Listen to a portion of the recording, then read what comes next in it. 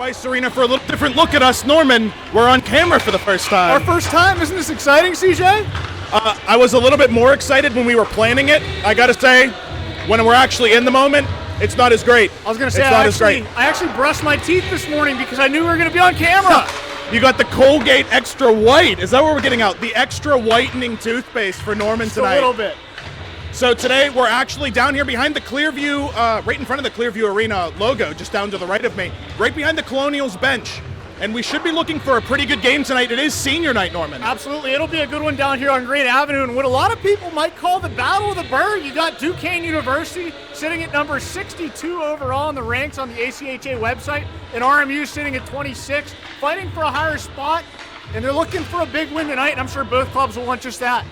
We'll have some more information on our seniors a little later when we go up there. There is going to be a pregame ceremony for our seniors tonight. So hopefully that should be a good showing. I know we have a lot of family in attendance tonight. Going to be a pretty packed house. There's a lot in the lobby from what I saw.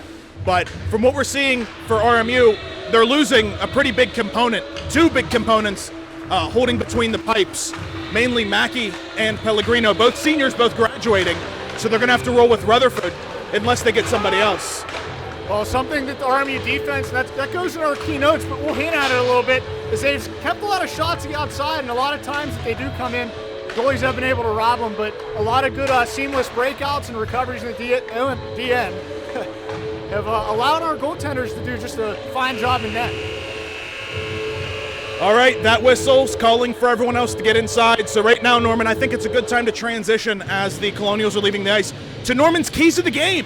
So let's go ahead into the Keys of the Game, which is going to be the newest thing that we're going to get going this stream. So Norman, what are our keys to the game for tonight's game against Duquesne? Absolutely. There's many things that I'm sure Coach Joseph would like to make note to his team tonight, but we're going to start with something pretty simple, and that's just let them know, and we hit this. RMU's ranked number 26, Duquesne number 62, and in terms of letting them know, let them know how good you are. Show them why you're ranked where you are. RMU has 3 members that have really close to about a 2 points per game.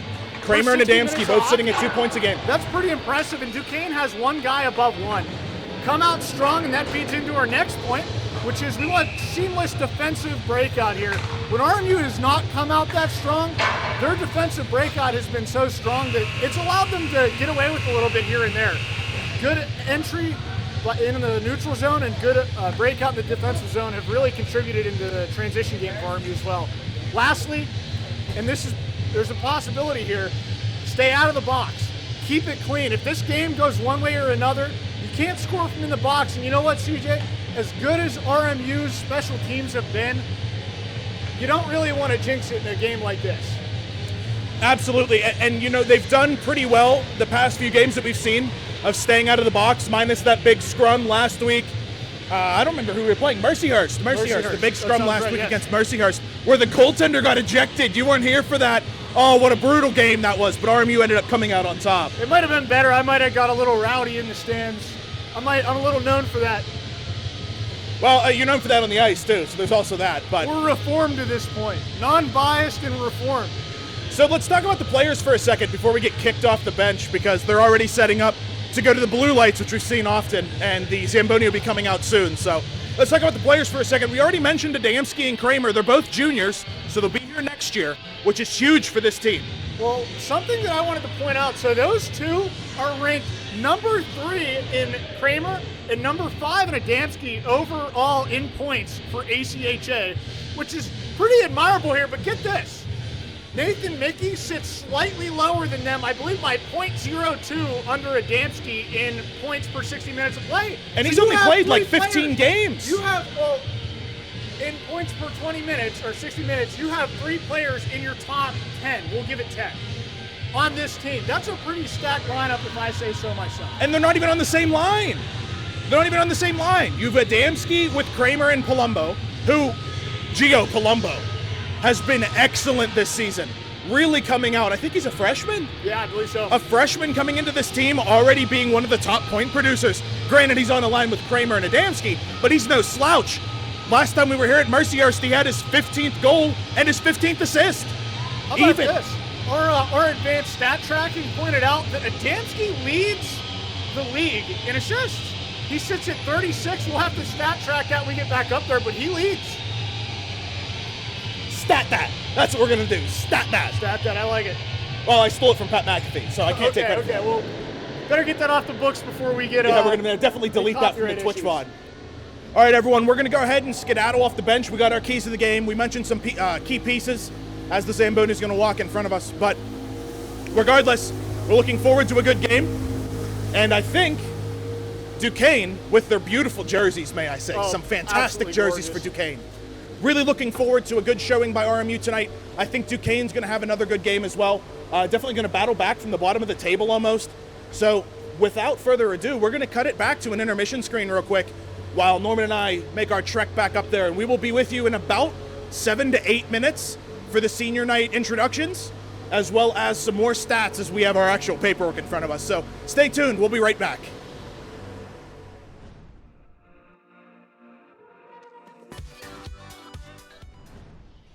All right, ladies and gentlemen, welcome back to the Clearview Ice Arena. From what I understand, I may have been cut off at the very beginning, but that is what I said at the very beginning. I said, welcome everyone to the Clearview Ice Arena. Norman and I are back up here in our normal spots in our typical casting locations for the play-by-play. And we wanted to take a minute before the game actually started to talk a little bit about the seniors tonight, mainly because you're not going to hear the in-arena announcer. But we do have 6 seniors, as according to this pamphlet that they gave us here. Kevin Mackey, Christian Pellegrino, we talked about those two, the goaltenders. Game day manager, Vilip Basinski, I believe is how you pronounce his name. And then in terms of forwards and defensemen, Cameron Smith, Austin Lapiana, and number 11, Braeden Harbison. Now, obviously, RMU will be losing some talent heading in here, and 2 goaltenders at that. A game day manager as well. I mean, and I just wanted to get it clear that they bleeped you out because you swore earlier. That's why it was cut off. That is incorrect. Incorrect. I will say, though, not about swearing on stream like someone did for League of Legends this week for the RMU. There's no exact proof for that. That's been cut out. Norman, there's a VOD. But they're going to get ready to start introducing some of the family members. But one thing I wanted to mention was I talked to Braeden Harbison's dad, because last week we had, when you weren't here, Jared had said that Braeden looked a little winded because he was out there for like 45 seconds to a minute on his shift. And I was like, no. You don't know Braeden Harbison's father. Absolutely not. For anybody that knows Mr. Harbison Dean, he is a Marine. He is a bad mamma jamma, as my old man would say. He, in my experience with just high school hockey, he would put us through the ringer with dry lands and drills to keep us in shape. I mean, I don't think I've seen as many young men puke as with Dean Harbison in charge. I mean, he's a mean machine, and Braden's no exception. He's literally been known as the living muscle in my experience, just being around him in school, just outside, anywhere really. I mean, he truly is in shape, and that does not sound like an accurate description of Braeden. I think a very good quote going into this game is what Mr. Harbison said to me in the pregame. The more you sweat in practice, the less you bleed in combat. And I think that is an admirable quote going into a senior night for some students who have given 4 years of their college career to this program. All of the ups, all of the downs.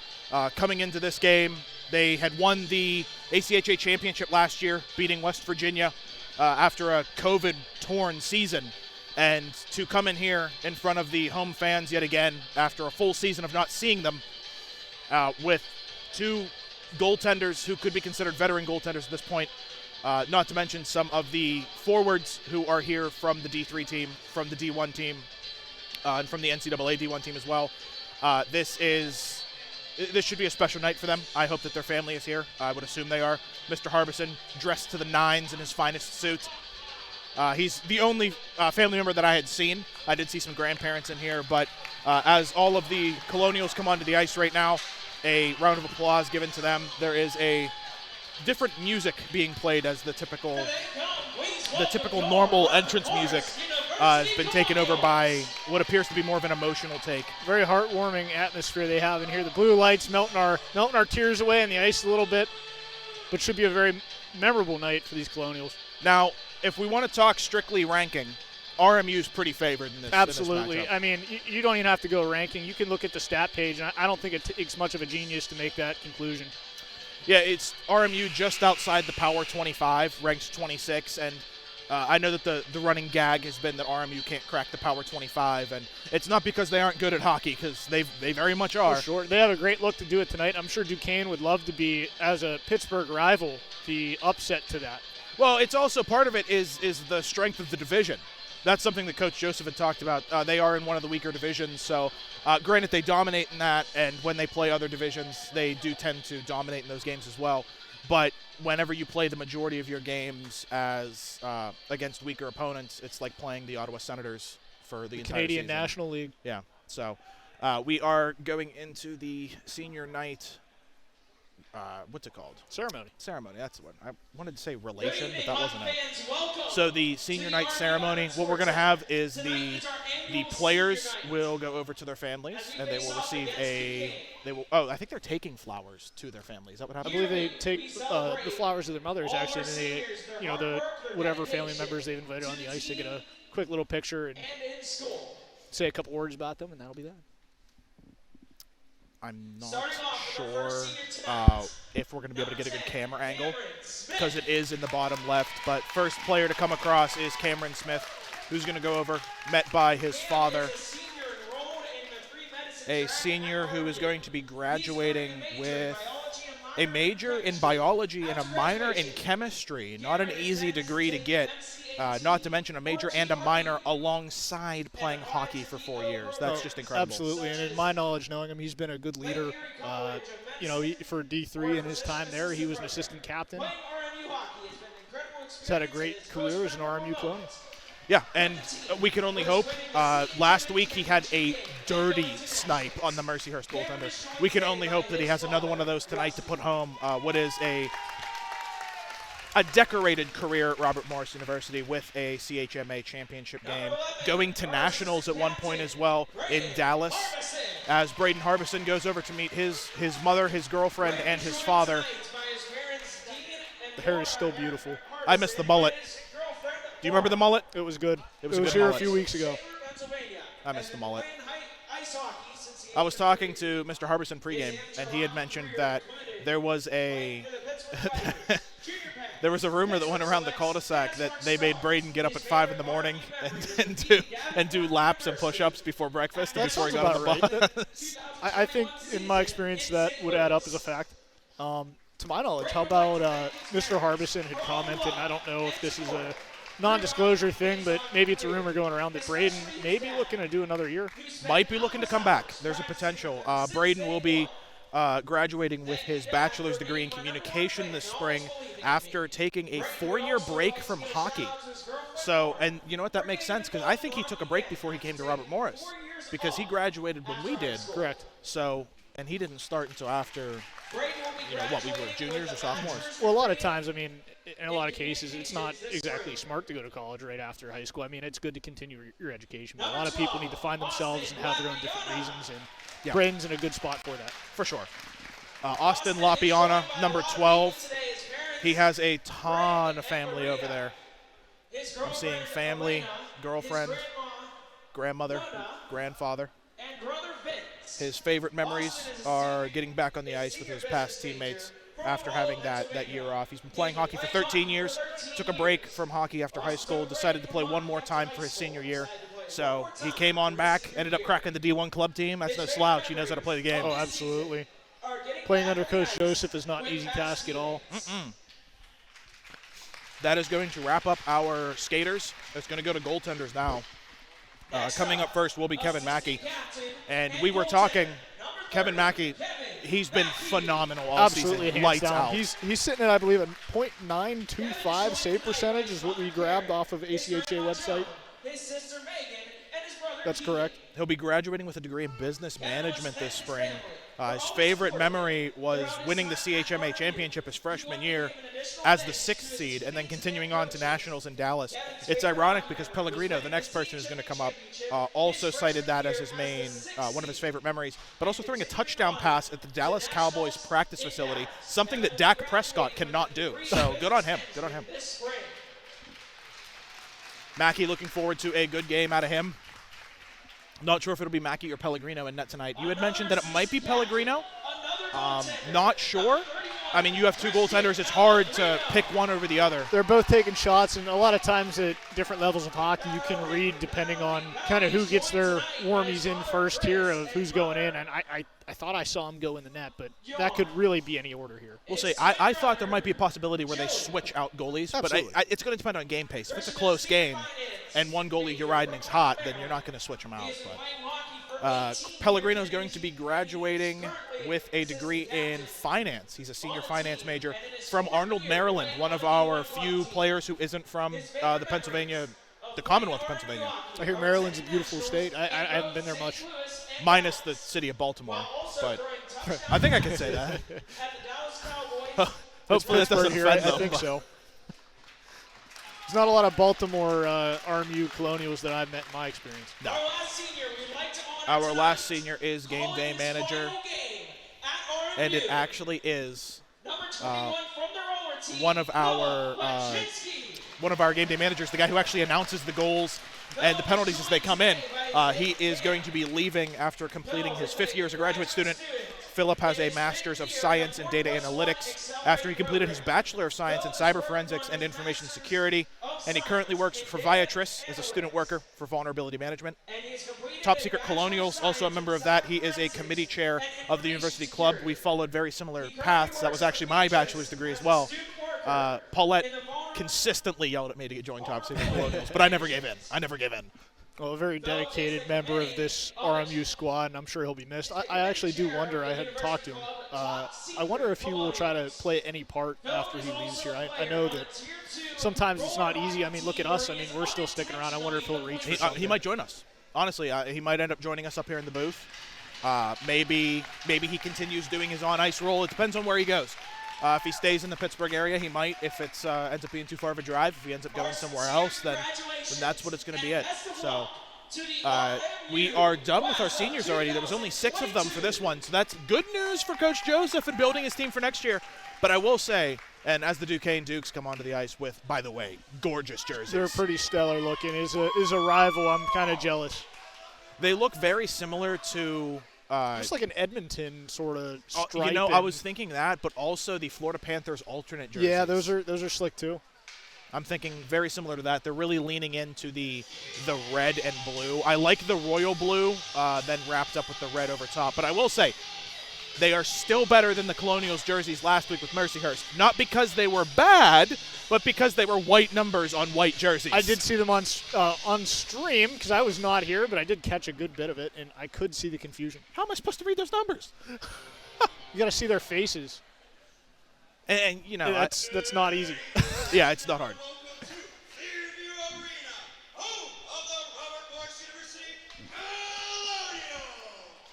Looks like in net will be Mackey. He is in the starter circle right now. Pellegrino on the bench. Looks like all of the other seniors will be starting, though. Cameron Smith, Austin Lapiana, and Braeden Harbison all going to be on the ice to start the game. The starting lineup for the visiting Dukes. Left defense, number 98, PJ Breslow. Right defense, number 14, Luke Waska. Left wing, number 21. A lot of good names on this Dukes roster. Big fan of number 7, Hayden Feck. Phenomenal name. Yeah, he's their leading point scorer, and he averages 1.17 points per 60 minutes of play. Big fan of number 8, Kian Caruso. That's a cool name as well. CJs and EJs as well. That's going to be a little difficult thing. But EJ Pohl, a defenseman, number 22 for Duquesne, someone we should have our eyes on tonight. In 21 games, he has 18 points as a defenseman, and he actually does have 5 goals as well. So he's a little bit of a point factor on defense, and your closest defenseman on the RMU roster, that will be Jenkins. He comes in at 18 points in 26 games. Oh, you know what? I was gonna make a point. It looked like the Dukes only had 1 goaltender on the ice today, but I do see a second one wearing some pretty nice matching red and blue pads. Number 32, that is Robert Haliyama. Oh. I don't know if he's starting. I think they did say it was Kyle Plants in that.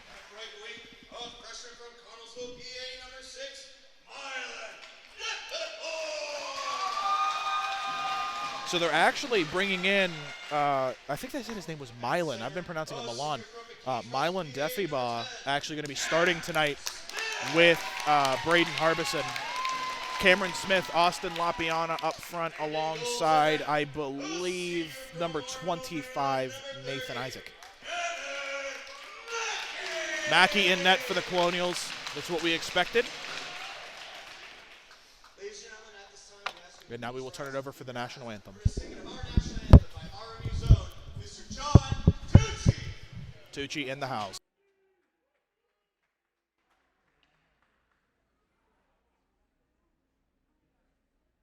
Great reverence to our American flag and the stars and stripes. And of course, our stars and stripes forever. I tribute to our seniors and their parents, and all of our family and friends, and all of us here tonight. They give up everything in our lives so that that flag will always stand for us. And this game will always take place for us. It's an honor to all of us here and throughout the world. Please join and sing compassion with me with all heart and soul as we honor America and honor freedom with the flag as we sing the national anthem, United States of America.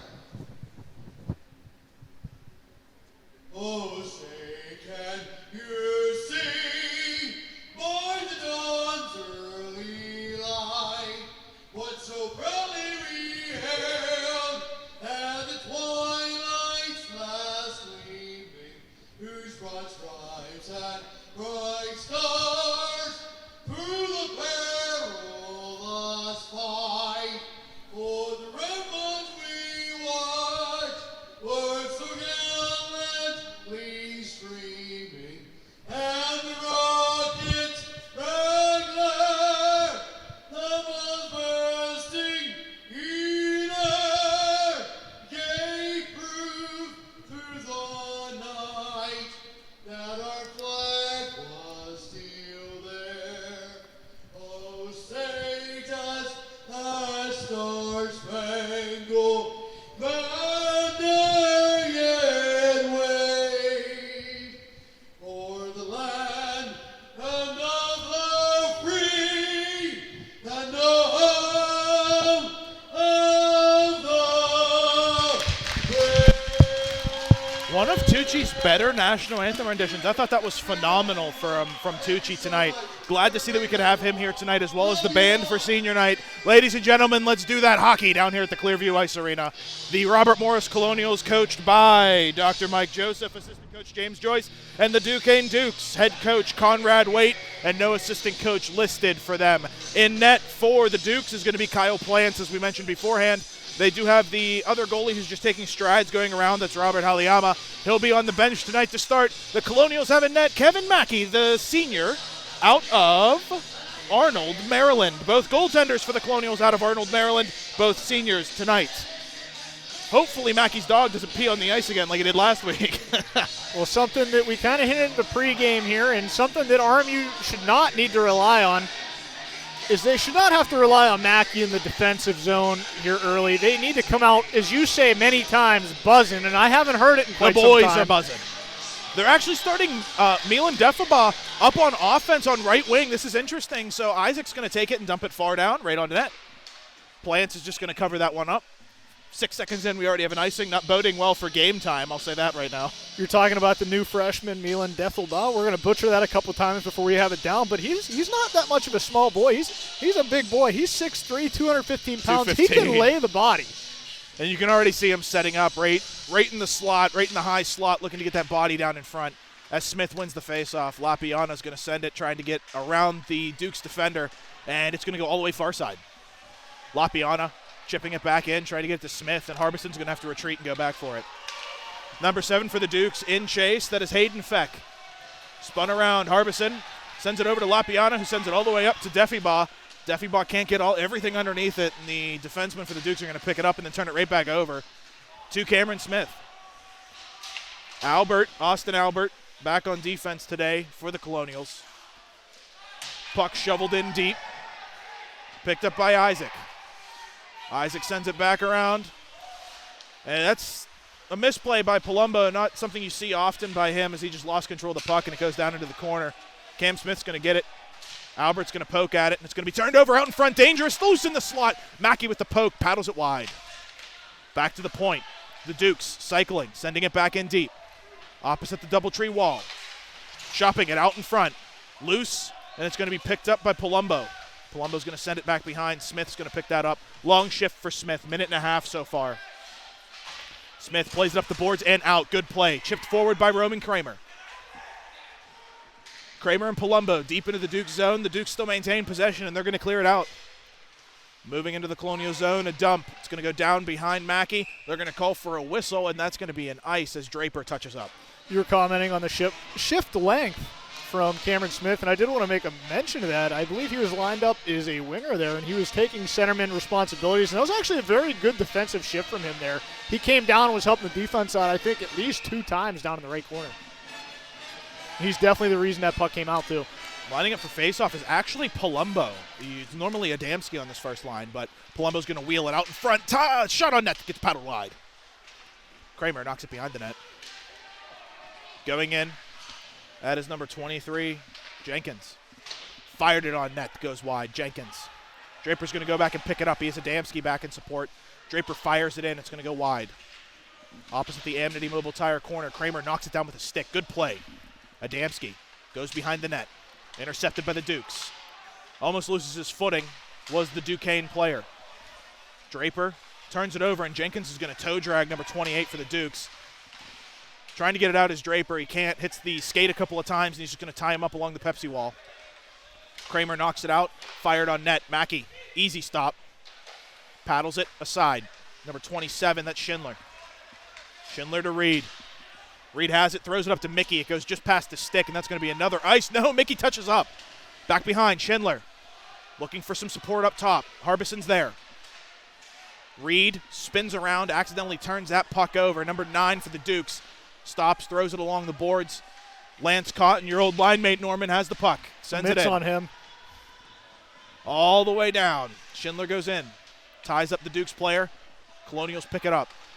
I'll tell you what, not much physicality so far in this game as Lance Cotton fires one from the point. It was a knuckler, just hits the net, patted aside by the goaltender Plants.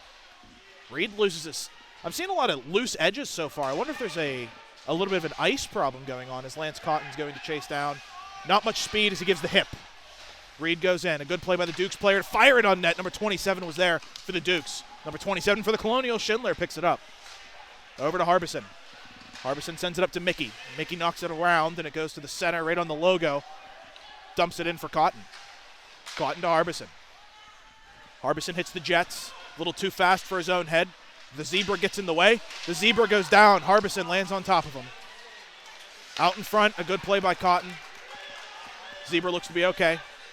Shouldn't have been there, to be honest. Byrne takes it in. He's got Mickey close. Oh, a good play by the Dukes defenseman. A good hit on the boards. That's Tyler Kovac. Byrne sends it in. In chase, number 14, Molteri. And here come the Dukes. Duquesne moving alongside the Colonial bench. Moves it in, tries to get past Albert, the big body, on the right side. Back behind the net, trying to get some action moving forward. Kovac has it, tries to spin it around. He had Molteri going, but couldn't get enough on it. Loges towards the net, patted aside. Mackey's going to stop that for a whistle. That was number 98 from Duquesne, Peter Breeslow, a forward. He assumed defensive responsibility on that 2-on-1 that RMU had going down, and he had a great defensive play, a diving play at that to drive the puck to the corner, and then after that, puck came back to him, and he took it down the other way, all the way down the left boards. Good streaking play by him. Face-off won by the Colonials. The Smith picks it up. Pass over to the point, out in front, tries to tow it and goes down. And here come the Colonials. That's Defiba. Looking for a pass. Fires it that gets patted aside. Plants throws it away. Albert with a shot that goes wide. Defiba tries to center it. Couldn't get enough under it. The Dukes have it. Sending it to nobody. Albert's going to pick it up after it hits off the bench. Looking for a pass. Chips it up to Defiba. Defiba with a nice sauce. And a good play by, oh my goodness. What a great play. Lapiana. Defiba goes in. Sends it down to Lapiana. Picked off by the Dukes. The captain for the Dukes sends it forward. All the way down, could be an icing, and it will be as Draper gets all the way down and touches up. Matthew Doman of Duquesne looking for that stretch pass. It looked like there wasn't much in between that forward and Mackey, but yeah, going back to that vintage Sidney Crosby skate kick from Lapiana, that was a great move. Little bit of an errant pass, just a little behind him, maybe a foot or two. Usually you want to pass a little in front of them so they can skate to it. But a great kick by him is going to take that into the zone. Like they say in Rocket League, calculated. What a save, what a save. Wow. Wow-wee wow. I quit. The Dukes win the face-off down behind the net. Adamski picks it up. Schindler at the point. Sends it up to him. That's Jenkins. Jenkins sends it down after a good hit. Palumbo with a shot that goes wide off of Kramer. It almost went towards the net. Jenkins up, looks to be okay after taking a big hit to the boards. Palumbo has it. Throws it to Adamski. Adamski along the boards. Kramer comes in for support. Palumbo wheels out into the slot. Kramer tries to do it all himself. Takes a hit out in front, but the puck is still loose. Kramer spins around and throws it. It's going to go all the way down to Mackey as a full change happening by the Dukes.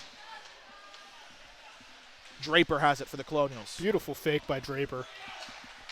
Excellent skater, Tyler Draper. Fired on net by Palumbo. Draper takes a man down. Going all the way back, Jenkins. Adamski's going to pickpocket that like Pavel Datsyuk. Sends it all the way down to the neutral zone. Mackey's going to stop it behind his own net. Jenkins is going to pick it up. Behind the net to Draper. Line change occurring for the Colonials as Adamski goes forward. Loses his edge. Picked up. Here comes Schindler. Schindler gets it over. Mickey has it. High slot with the shot. Good save by Plants.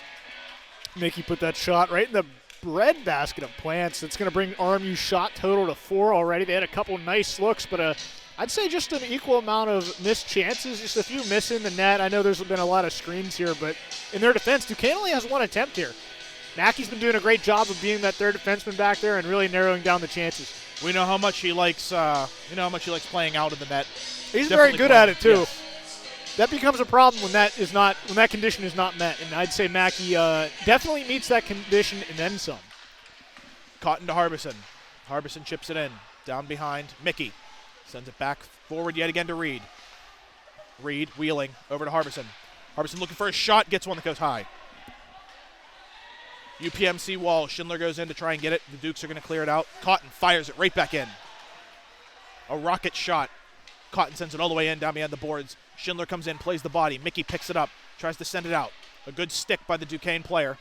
And Schindler is going to work it out from there. Out to the point, Reed sends it back down for Mickey. Cotton leaves the zone as the Dukes get it. A good play by Reed to get the skate in the way. Fired all the way out. Cotton from the point with a shot. That's patted away by Plants. Mickey has it. Back to Reed. Reed to Harbison. Harbison with a shot and a good save by Plants. Loses the rebound, and Reed's going to pick up the puck again. Fires it back on net. A point by Mickey. Tried to get it in. A good deflection. Reed has it. A lot of pressure by the Colonials here. Plants needs to get a whistle. Reed's going to get a change. Mickey, reverse hit. Tries to pick up the puck. Loses it. And here come the Dukes. Dukes fire it in. Need to get a change going. It's going to go all the way around to Kovac. Kovac if Kovac had to look up, he had Molteri coming across. Cotton has it now. Over to Kovac. Byrne sends it all the way down. Back behind the Dukes net, number 55 for the Dukes is going to send it back around. Loges is going to be at the far point to pick it up. Sent in. Byrne sends it all the way down for Molteri. Molteri plays the body. Trying to corral the puck, gets the skate on it. Picked up by Kovac. Back to Loges. Loges with a shot. Sticked aside by Plants. Molteri challenges. Kovac goes in, misses it. Byrne playing the small body, but he knows how to use it aggressively. Definitely is not afraid of using the body as the Dukes get a long shot that was just kind of thrown in on net for their second shot almost halfway through this first period. Chipped all the way down was Kovac, and the Dukes are going to regroup. Captain for the Dukes. Settling it down, surveying the scene. Turned over by number 98. Cameron Smith's going to pick that one up. He has some support all sides. Loges looking for a pass. Sends it out. Lapiana. Over to Deffibaugh. Deffibaugh moves forward. Chips it along the bench. Cam Smith gets a chop. Sends it in. All the way around. Lapiana looking for that pass. The Dukes coming in. Deffibaugh 1-on-2. Dukes are going to take a good stick by Jenkins to deflect that pass out. Mackey's going to go back and corral it. Draper's going to pick it up for the Colonials. Deffibaugh. What another skate to stick pass by Lapiana. Shot knocked wide. Lapiana has the puck behind the net. Dukes challenging. Coming in for support is Defiba. Dukes grab it. Tries to go in. A play by Cam Smith to play the body. And here comes Duquesne. Duquesne walks it in, fired, shot goes high. Deflected by Draper. Jenkins goes to get it forward. Cam Smith plays it around number 7. Playing the momentum over to Kramer. Kramer, here he comes. Roaming Kramer, sends it forward. Here comes Palumbo. Back to Kramer. Kramer wheels, shot that goes wide. Jenkins goes in for it. Dukes are going to take it. Pass to nobody, throws it to the bench. Number 23 for the Dukes, passes it back to the defenseman. Number 23 takes a dive. All the way back, behind the net. Harbison's going to go back for the Colonials. Gets a stick on it. Palumbo looking for some support, gets it out to Kramer. Kramer has Adamski streaking down the left side, but he's going to take it himself. Moving with speed. Kramer comes in with the shot. High, just past the glove. Cotton at the point, fires it low. Deflected wide by the defenseman for the Dukes. Along the boards. Turned over, Kramer has it, gets past 1, gets past 2. With the pass out in front to Palumbo, Palumbo can't capitalize. Off the PNC wall right in front of the Dukes bench. The Dukes are going to carry it back into their zone to try and regroup. Adamski comes in with some pressure. Kramer tries to get a stick on it. The Dukes forwarding it out. Harbison's going to spin around. He's going to pick it up himself. Norman, I got to say, I'm looking at Duquesne, and they don't look like they're playing at all. No, they're not coming out too strong right now. As you said, their second shot on net was kind of just a flub. They've really only had one real chance, and they didn't get a shot on it when the puck went right across the crease in front of Mackey, and I think it was number 27 for the Dukes, just couldn't capitalize. You're looking at this game from Coach Joseph from his point of view, and you got to be pretty happy with what you're seeing. The Dukes don't seem like they want to play tonight. They Absolutely. Look up. At these breakouts from the Colonials. Oh, what a play. Puck's loose. Reed's going in with the poke. It's wide, and the ref's blowing the whistle. The puck was clearly by the circle, and the net is off the moorings. Net's off, and I wouldn't honestly think that they might have lost track of that puck. I know Plants did there for a second. Sticking on the topic of Plants as well, I mean, he's doing a very sound job keeping his team in this game right now, and as you said, I mean, Duquesne just has not come to play this first period. We're 11:30 in, and Duquesne has 2 shots to RMU's 9. RMU's all over them. They're hemmed in. And I did want to say one more thing about Plants that Coach Joseph might have brought up here. Plants has bobbled a couple pucks. He's letting a couple rebounds go here, and is tame as he's been in net, keeping that puck at bay. It could be something to look for going forward with these rebounds. And it is important to note that there has been a lot of loose edges as Reed gets a shot from the high slot that could have been dangerous. Ovechkin's office as Albert sends it in, but a lot of loose edges. Players are falling down. I'm not sure what it is. Maybe the ice surface is a little chippy. They had there was a game on before this. Foxes had their AAA, I'd imagine, on here. Very good game. They played very well. I believe the Foxes ended up losing that game 2-1. As the shot comes in from the point, Albert upset with himself, an easy glove by Plants. That's 10 shots to Plants, and again, he's been very sound. I did want to mention something about RMU's defense here.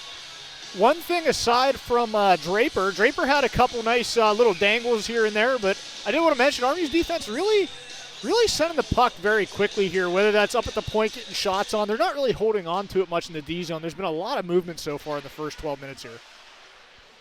Multeri spins around, sends it in, Kovac and Chase.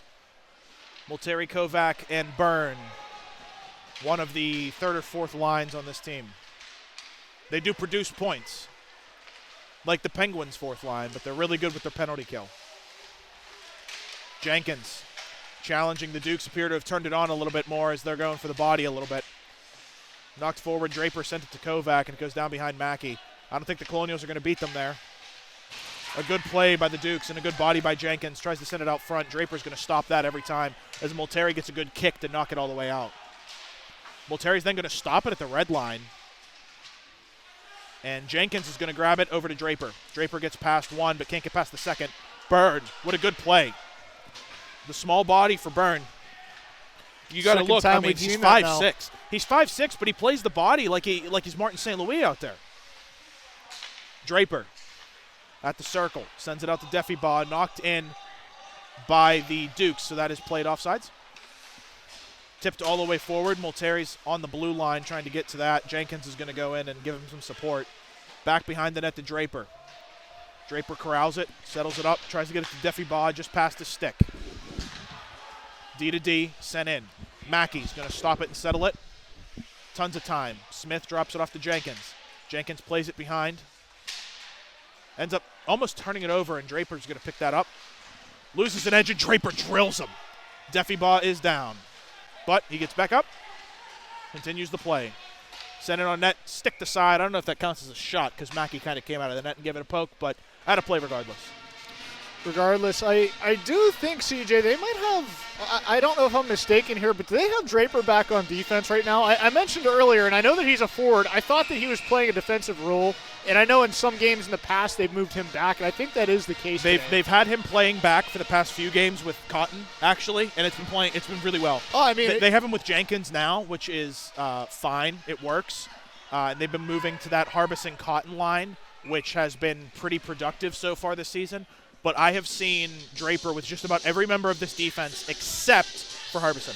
Says a lot. You can put him with just about anybody, and he has that skill set that'll bring up that line. And, I mean, so far this game, he's hitting, he's passing, he's making breakouts, he's carrying. He's doing everything you'd want a defenseman to do right now. The only thing, I guess, would be a clapper from the point is the only thing that he doesn't have so far. And I mentioned that they don't usually put him with Harbison because they're pretty much the same player. You want to have a big body out there, whether it be Albert, whether it be Cotton, whether it be Isaac or Loges. You want to have a big body out there with the two-way defenseman like Harbison. As the pass goes out front, Adamski couldn't get enough on it. I think he thinks he got hooked a little bit there. He's looking at the ref for a call. It's all right. Kramer has it. Good pass out front. Tries to get it back on net. Palumbo sends it far side. Adamski shot goes high. Palumbo yet again. Turns it over, and here come the Dukes. Adamski not happy. A good play. Harbison plays the body on number 16. Cotton goes behind, looking to hit the body there. Hits him with the body again. Number 16 standing up to the challenge. Wheeling behind the net, the Dukes out in front. High slot, fired. Hits Harbison right in the chest. And that clears out of the zone. The Dukes are going to have to go back. Delayed offsides. Cotton picks it up. Tons of time. Sends it all the way down. It's Kramer. Kramer gets around one. He's passing. Tries a high sauce to Adamski. A little bit of an airmail there. Sending that via carrier pigeon to the far wall. And here come the Dukes. Adamski stops, fires it in on net. Great play by Plants. Great play by him to recognize that puck was coming. He told his teammate before getting off the ice, he's like, hey, I got this. He pointed it at him. He's like, don't you come on. Don't you do it. We're not getting this penalty. That would have been too many men on the ice. That would have been the first penalty of the game, and that was saved by Adamski. I'll tell you what, he hit Plants right in the chest. Honestly, a beautiful shot from the red line. Yeah. That had some good velocity on that. If Plants isn't in there, that's beauty. Right in the center of the net. Shot goes wide. That was Schindler. Loges challenges along the boards. Reed pressing. Schindler at the point. Schindler gets around one, sends it deep. Out in front. Schindler rotates with Loges. Back to Loges at the point. Loges fires it in on net. Tipped down by Mickey and a good save by Plants. Off the Dukes defenseman. Loges is going to have to go all the way back. That's going to end up being yet another icing. 4 minutes, 27 seconds on the clock in the first period. That tip by Mickey was a dangerous one like that. I don't know that Plants saw it, but it was a beautiful save. I mean, that puck from Loges was kind of tailing off a little bit at the end. I think we kind of rushed it, might have had a little flop on it, but Mickey had a great play to get that to the net. I'm surprised it was saved. Kyle Plants out here looking like Wyatt, our deck hockey goaltender, just hanging him out to dry. It's a compliment. Well, a compliment, leaving him hang out to dry, and he still makes the save. I mean, there were defenders there, but what an attempt. Sent all the way down. The Colonials end up winning the face-off, and the Dukes are going to dump it all the way out. Loges stops it with the hand, looking for the pass, gets it over to Reed. Reed tries to transition back to Schindler, but Albert's going to end up getting it as it took a weird bounce and went all the way down to the Colonial zone, hit the Clearview Arena logo, and Albert's going to take it himself. Not something you see often out of him, the big body in the back. Reed thought that was going out. Jenkins goes all the way down behind, and they're going to call the ice on that. Don't really like that call, if we're being honest. That was the red line dump, but I wasn't looking for it. I was kind of thinking about how many fakes the RMU defensemen have pulled off getting this puck out of the zone. That's the third one we've seen. I think we've seen one from Draper, who is usually not – he's been playing defense, we've talked about, and we just saw one there. And I think the other one might have been Cotton up closer to the red line, but we've seen a lot of fakes in the RMU defense so far. What's really funny, and I just remembered this, I'm actually closer to the Duquesne Dukes home arena than I am to the RMU Colonials home arena. They play at Alpha. You better pick your side here carefully. Jenkins, tight circle right in front of Mackey. Mackey had all the confidence in the world. Molteri, pass off the boards. He's going to carry it into the zone. Down behind the net. Molteri is not going to chase. That's actually going to be Byrne. Not sure why he didn't challenge there, but Kovac ends up getting the skate on it. And the Dukes are kind of scrambling a bit. Fighting for that puck in themselves. Two players, same team, same team, same team. Sends it all the way down. That's a paddle wide by Mackey. I believe that was going wide, but Mackey still came out, made the play. Jenkins going to take his time, spin around behind his own net. Molteri looking for the outlet pass, hits Kovac. Kovac sends it in on net. Paddle went 5-hole.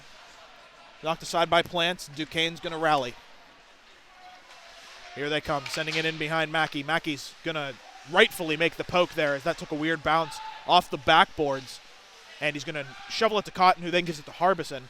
Harbison's going to throw it out to Lapiana, who's going to challenge on the boards number 13 for the Dukes.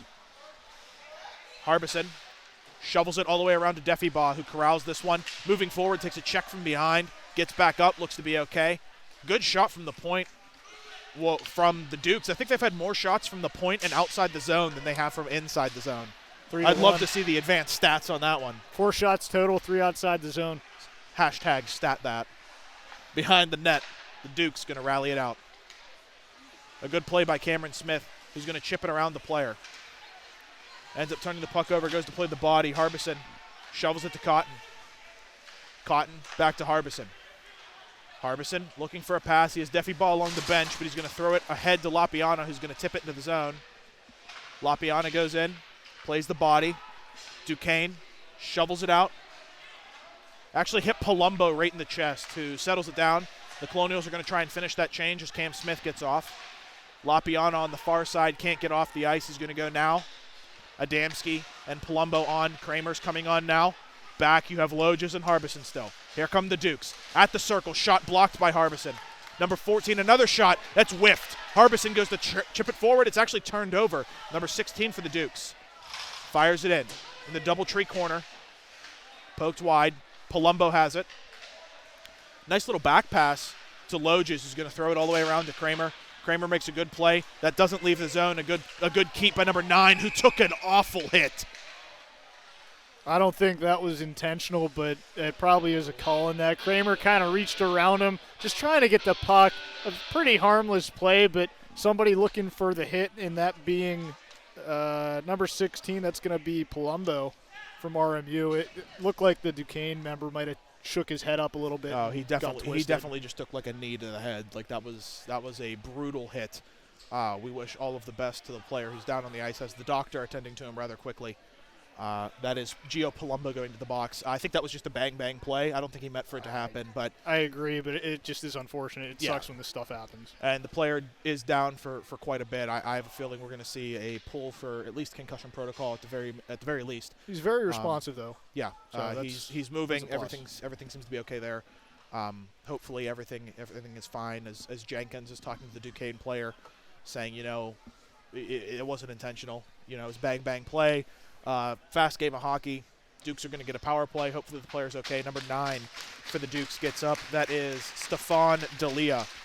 He is going to go off the ice, going for concussion protocol. He looks to be okay. He's going off with the doctor. And hopefully he's okay, and hopefully he can return for the game. So we're going to have to keep an eye on that. That is number 9, Stefan D'Elia, perhaps Steven D'Elia. The official call on the play was 2 minutes for elbowing.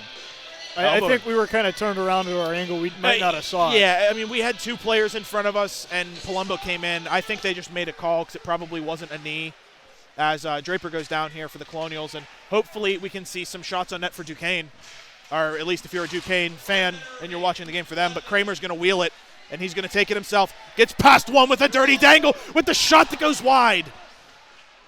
Kramer's dangerous on the penalty kill. We've seen him have a play as Adamski gets taken down. He just threw my head back from up here. That was a crazy toe drag he had. Dukes moving forward. Gets past the defenseman. Oh, and he gets it. That was a phenomenal play to get around the defenseman. I'm not entirely sure who that was. That might have been, was that Draper? Because that's very out of pocket for him. I'm not positive, but what a beautiful outside play. Beats the defender streaking down the left board, sees an opening to get close in on Mackey, and you know what? Mackey doesn't miss a lot of pokes. That was a nice little, I think as a lefty, a nice little toe drag to pull it back out towards the slot and bury it in. That's going to be 1-0 Duquesne. Which is not what I expected almost all the way through this period. I mean, if we just look at the shots real quick, that was their second shot inside the zone, and they put one in. Mackey hasn't been tested much at all, and for the most part, he's made all the saves, but on the fifth shot for Duquesne, they bury one to make it 1-0. Loges stops, shovels it around. Did you get the official goal call? Number 2 for Duquesne, that's Drew Albright. Drew Albright with the goal. Reed checks into the boards, the Colonials. Trying to pick that up. Albert just loses the puck, and I believe that was offside, but they're going to wave that off. 5 seconds to go here in the first period. Loges tries to get it. It's going to be picked up by number 16 for the Dukes, and he whiffs on the shot. Mackey's going to make the save anyway. But Norman, not what you wanted to see at the very end of that game. I was going to say, even before the goal here, you know, RMU has all this zone time, all these shots, but from the help of the defense and Plants, I mean, they just haven't had anything to show for it. I mean, it's truly been kind of crazy, and I'm sure Coach Joseph is not going to be happy. I'm sure he's happy with the amount of zone time, as we said, and just overall shot volume in comparison to the Duquesne squad. But 20 minutes in, and RMU has nothing to show for it. You know what was really nice here, and I saw it on the bench. Justin Adamski, the captain, went over to Gio Palumbo, his line mate on the bench, who was hanging his head after that power play, and he was giving him a little pep talk saying, hey, man, you know these things happen. Don't bang yourself up about it. Let's get out there. Let's get a goal. Let's get moving. About our advanced stats here, they're tracking face-offs won for the Colonials sits at 11, and Duquesne is at 4. So not only is RMU dominating a lot of the zone time here, but they're getting a lot more chances off the draw too. Our advanced stat also corrects us to 16 shots for the Colonials, and they have 8 for Duquesne. I think we're giving a little bit with the sticks and pushing stuff to the outside, but regardless, not a lot of chances for Duquesne. No, not a lot of chances, and the majority of them did come from outside the zone. You know, they came outside of the offensive zone. They were just dump ins that just happened to hit the net.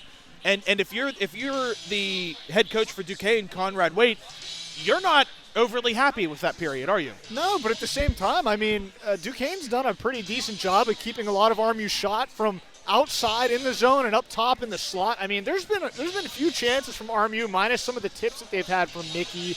Actually, I think it was just Mickey and Fred. Yeah. A lot of the shots from RMU have been to the outside. I mean, they have had some great chances, but there's been a couple of fans. I think, I don't think it might have been Adamski. He had a couple, or it was Lapiana had 2, and just a couple unfortunate circumstances happening.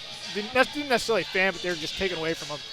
You know, it's interesting that you mentioned the shot placement, because now that I'm thinking about it, I don't think anything came from inside that high danger area from like the face-off dots on either side. I don't think anything was really in there, which is, I mean, the bread and butter for this team. We've seen it time and time again. Kramer starts from right behind the net, picks up the puck with speed, goes through absolutely everybody and buries it. We haven't seen any of those preset plays that we normally see.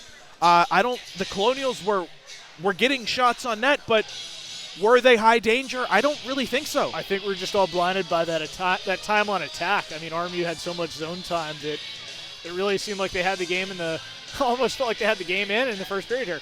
Yeah, and they didn't get anything on there.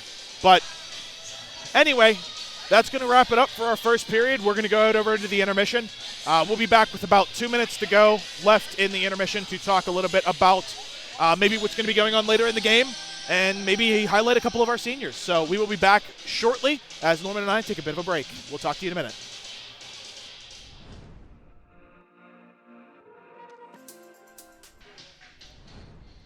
Ladies and gentlemen, we are back here with about 2 minutes to go. I hope you didn't hear anything that Norman was saying before we cut, because he was just absolutely screaming about 10 seconds before the world ends or something. It was a mic warm-up because Coach Joseph, again, telepathically told me that RMU's getting a couple this period, so I had to get my voice ready for when they do score so that I don't voice crack like I usually do. But regardless, it's an exciting one down on Grand Avenue. The Colonials definitely came out to play tonight, but are currently down to Duquesne 1-0 going into the second. CJ, what are you thinking here? What do you think Duquesne's coach said in the locker room? You know, we were talking about it in the break. Duquesne has to feel great about everything from the red line back to their goalie.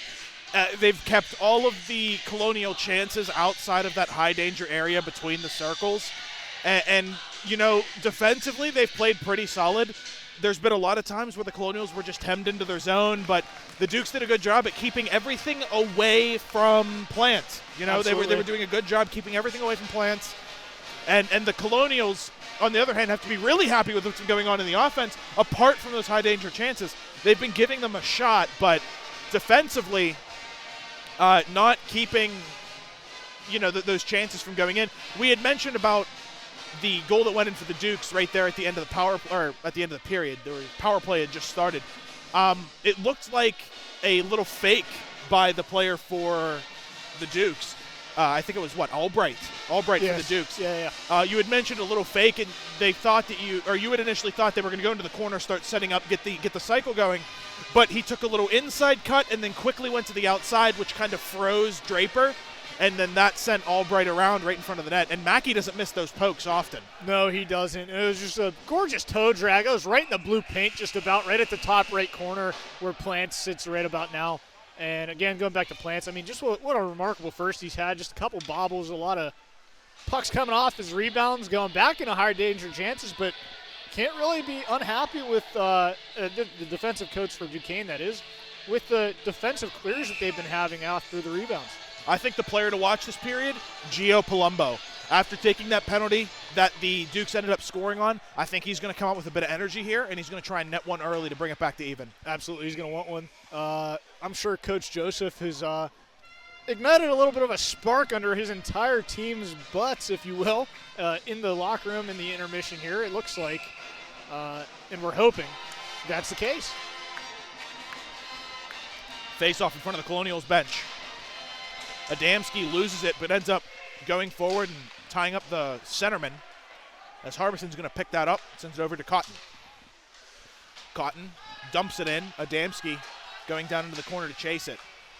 Out in front behind the net. Intercepted by Palumbo. Palumbo's looking for a pass. He has Adamski out front, gets it past to Kramer, and it just goes behind him. Here come the Dukes. A good centering pass, and they get around two of them. Harbison comes in with the stick, loose out in front. But the Colonials gather it up. Palumbo has it. Throws it to Adamski. Adamski and Kramer coming with speed. Adamski hits the brakes very quickly, drops it to Palumbo. Palumbo loses it, almost carries it through as Cotton tries to whack at it to keep it in the zone, but it's going to go all the way down for an icing. I think Kramer was looking for Palumbo, and that being F3 coming down through the slot, but Palumbo actually kind of caught the Duquesne defense off guard, and he was streaking down the right side, and a nice little drop pass from Kramer almost amounted into a nice 3-on-2 opportunity with the triangle there from RMU that was about to set up, but a good play by Duquesne is going to ice that puck and cut down that chance. We have an issue with the timekeeper as the refs try and figure that one out. A line change for the Colonials. Reed with Mickey and Schindler on the far side there. On defense, it's Draper with Jenkins. Face-off one, back to Jenkins who fires it. Knuckles on net, blocked aside. A good play by Jenkins to keep it in. Back behind the net, number 98 for the Dukes, fires it all the way out. Draper keeps it in, down to Mickey. Mickey gets a touch, but Schindler's going to end up grabbing it. Out in front, dangerous play. Reed gets a shot. It's still loose and goes wide. Down into the corner, Mickey's going to corral it. Sends it back to Draper. Draper along the boards, down in we go. Back behind Mackey. Colonials are going to try and corral this. They do. Mickey fires it on net, and it's blocked by Schindler or one of the defensemen. That's going to go all the way down for yet another icing. And the Dukes aren't going to be able to get a change. I think Mickey had Jenkins open at the, I'm going to call the left side of the point. And I think he was calling for it, and he's a little frustrated he didn't get the pass. Of course, all as well is that they are teammates. But he did have a look there, and Mickey decided to rip that one on net, and that ended up coming back down for an icing against Duquesne once again. This line for Duquesne's been out here for a while. Draper keeps it in, but the Dukes are going to take it out, and they're going to get a change going. Jenkins tries to knock it in. A good poke. And here comes Jenkins with the puck. He has Schindler aside. Jenkins loses it. Reed's going to pick it up, looking for a pass. Shovels it towards the net, and a good skate by the Dukes player. And I will say Duquesne is playing almost like a reclusive defensive position where everyone just collapses into that slot area and nothing's getting through. You know what? My old man, I don't know that this is a term. It's referenced as a box plus one by a lot of the hockey community, like a center just kind of rotating inside and playing a defensive box. I mean, it's been pretty effective for Duquesne so far. It's keeping the Colonials to the outside, who aren't really known for their point shots. They're known for getting down and dirty inside the crease and getting into that high slot area as Reed goes through to do it yet again. But what it does is it leaves the points open, so you're looking for Cotton, Harbison, Draper, those kind of guys to rip one from the point as Draper does there, and it's paddled aside. All the way down, Draper's going to get it. Wheels it in, sends it in on net, and a good save by Plants. Shot so far in the period, we're about 2:41 in. 3 shots for your Colonials and 1 for Duquesne. And as you said, I mean, just a lot of shots on the outside, aside from that third one there from RMU.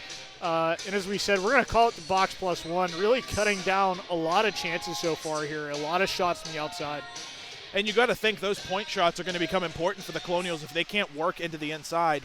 They're just going to end up turning the puck over more often than not as Albert gets beat here, and it's a 2-on-1 brewing for the Dukes. Moving on in, number 9 gets past one with a toe drag. Mackey turns around and gets it. Ended up losing his footing there and was able to push off with the skate and able to jump on that puck. Lowe just being the lone defender back, playing the 2-on-1, and he took the pass, and that opened up for the Duquesne Duke member to go in on Mackey 1-on-0, but I don't know if he got tied up by Logis or Mackey, but he was not able to finish after what looked like a pretty nice deke to the inside, but Mackey able to track the puck down and cut down the chance. Dukes win the faceoff, fired from the point. We have a glove down, picked up. That was Lapiana. Puck picked up by the Dukes. Cycling it in, down behind the net. Cotton comes in to play the body out to the point. They're 55, fires it on net. Harbison's going to spin it back around to Lapiana, who's going to knock it forward to Smith. Smith gets past one, and he's wheeling, sends it in over both defensemen. It's going to be touched up by Plants, who's going to wheel it back around all the way down right in front of the Colonials bench. Harbison's going to rip it back in. Plants has a little bit of an arm on him, too. Rivaling Mackey a bit, saying, no, watch how far I can throw the puck. Number 27 for the Dukes turns it over. It's going to be picked up by Lapiana. He's trying to turn it around, and the puck goes out of play. That's Lapiana engaging with, I think that's number 13 from the Dukes, Ken Taylor. A little bit of a late hit from behind, but the referee's going to break that up, and nothing to be called as they're keeping a pretty sound game here with only 1 call so far. Honestly, this has been one of the cleaner games that we've seen here in a while. Not many whistles apart from the couple of icings. I mean, very fast-moving hockey game. Today. Yes.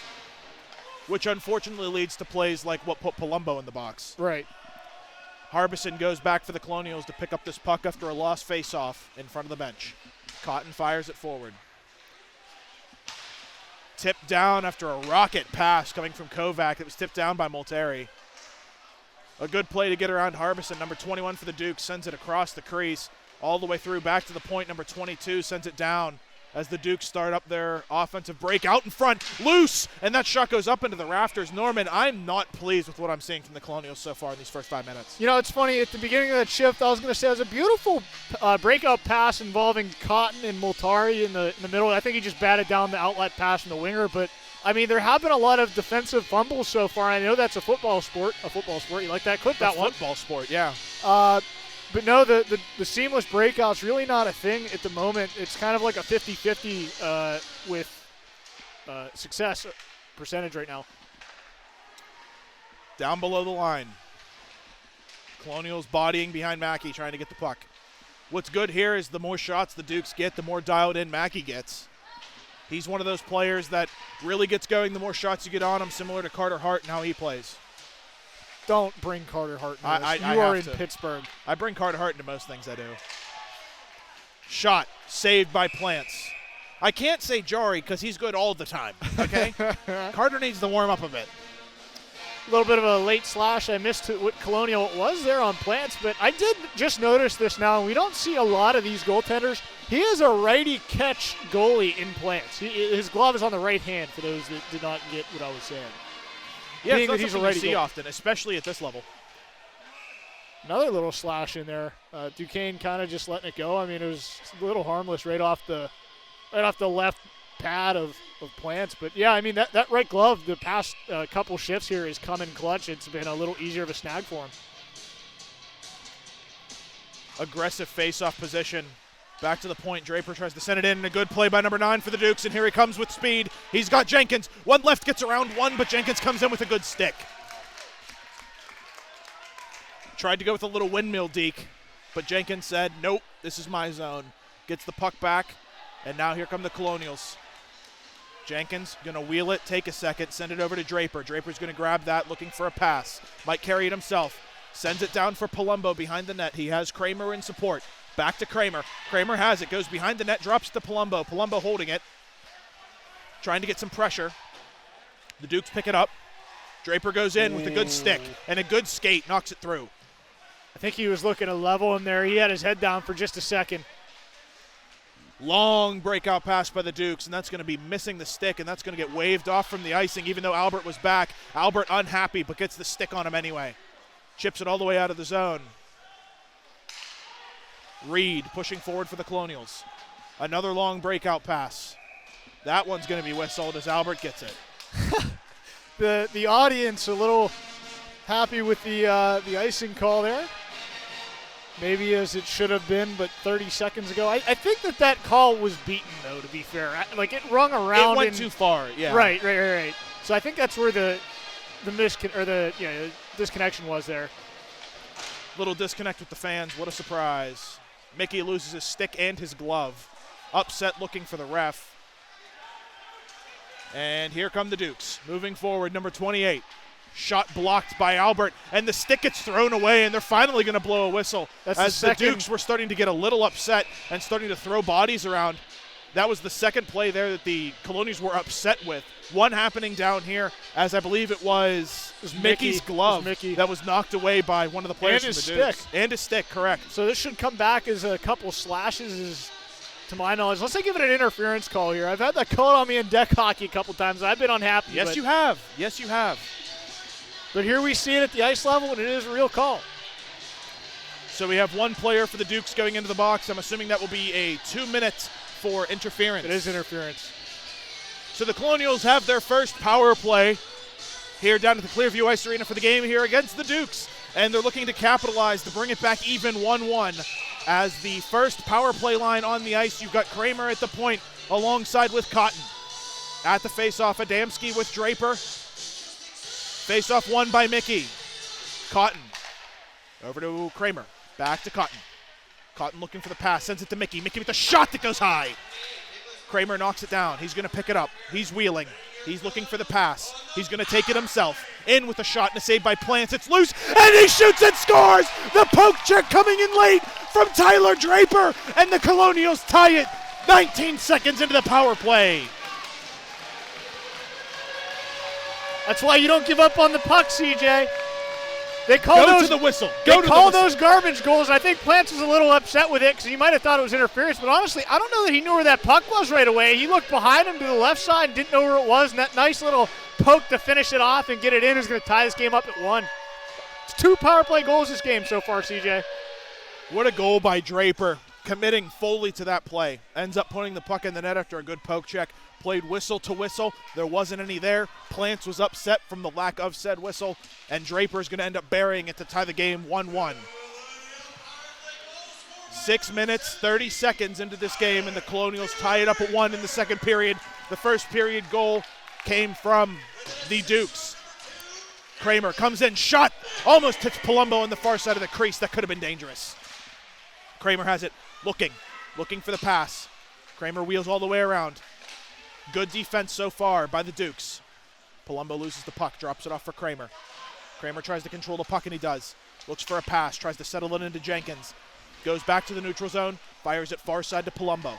Palumbo tries to take the bouncing puck, and he does. Now he has it into the zone, over to Adamski. Adamski with the shot, was actually going back in front. Kramer in the slot with the shot, and it's saved.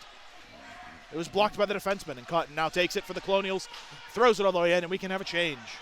A great shift by the first line for the Colonials, burying a power play goal and then almost getting a second one there from Palumbo on the back door. He was knocking. No one answered. Harbison sends it up to Adamski, who tips it all the way forward. Mickey coming in. Waved off sides. Mickey, reverse hit, picks up the puck. Out in front, it's loose. Adamski whiffs on it, it goes wide. It's his third skate play this game, CJ. Or was that Lapiana? I apologize. Yep. I'm confusing the two of them this game now. Harbison with a shot and the save. It's still loose. Plants with another good save. Out in front, Schindler, and a good block. It's still loose, and there's finally a whistle as Plants covers it. I think there were 3 shots in that sequence, and it looked like the Duquesne Dukes defenders there were a little unhappy with the last little bat at Plants, but I'm going to say 1.5 block shots there to keep that puck out as Plants was in desperation mode. Some great saves by him kept them up, and I mean, 3 saves, but I'm going to call it 2 or 3 seconds there. That's a couple good ones from him. Keep this game locked at 1 apiece. Face-off won by the Dukes.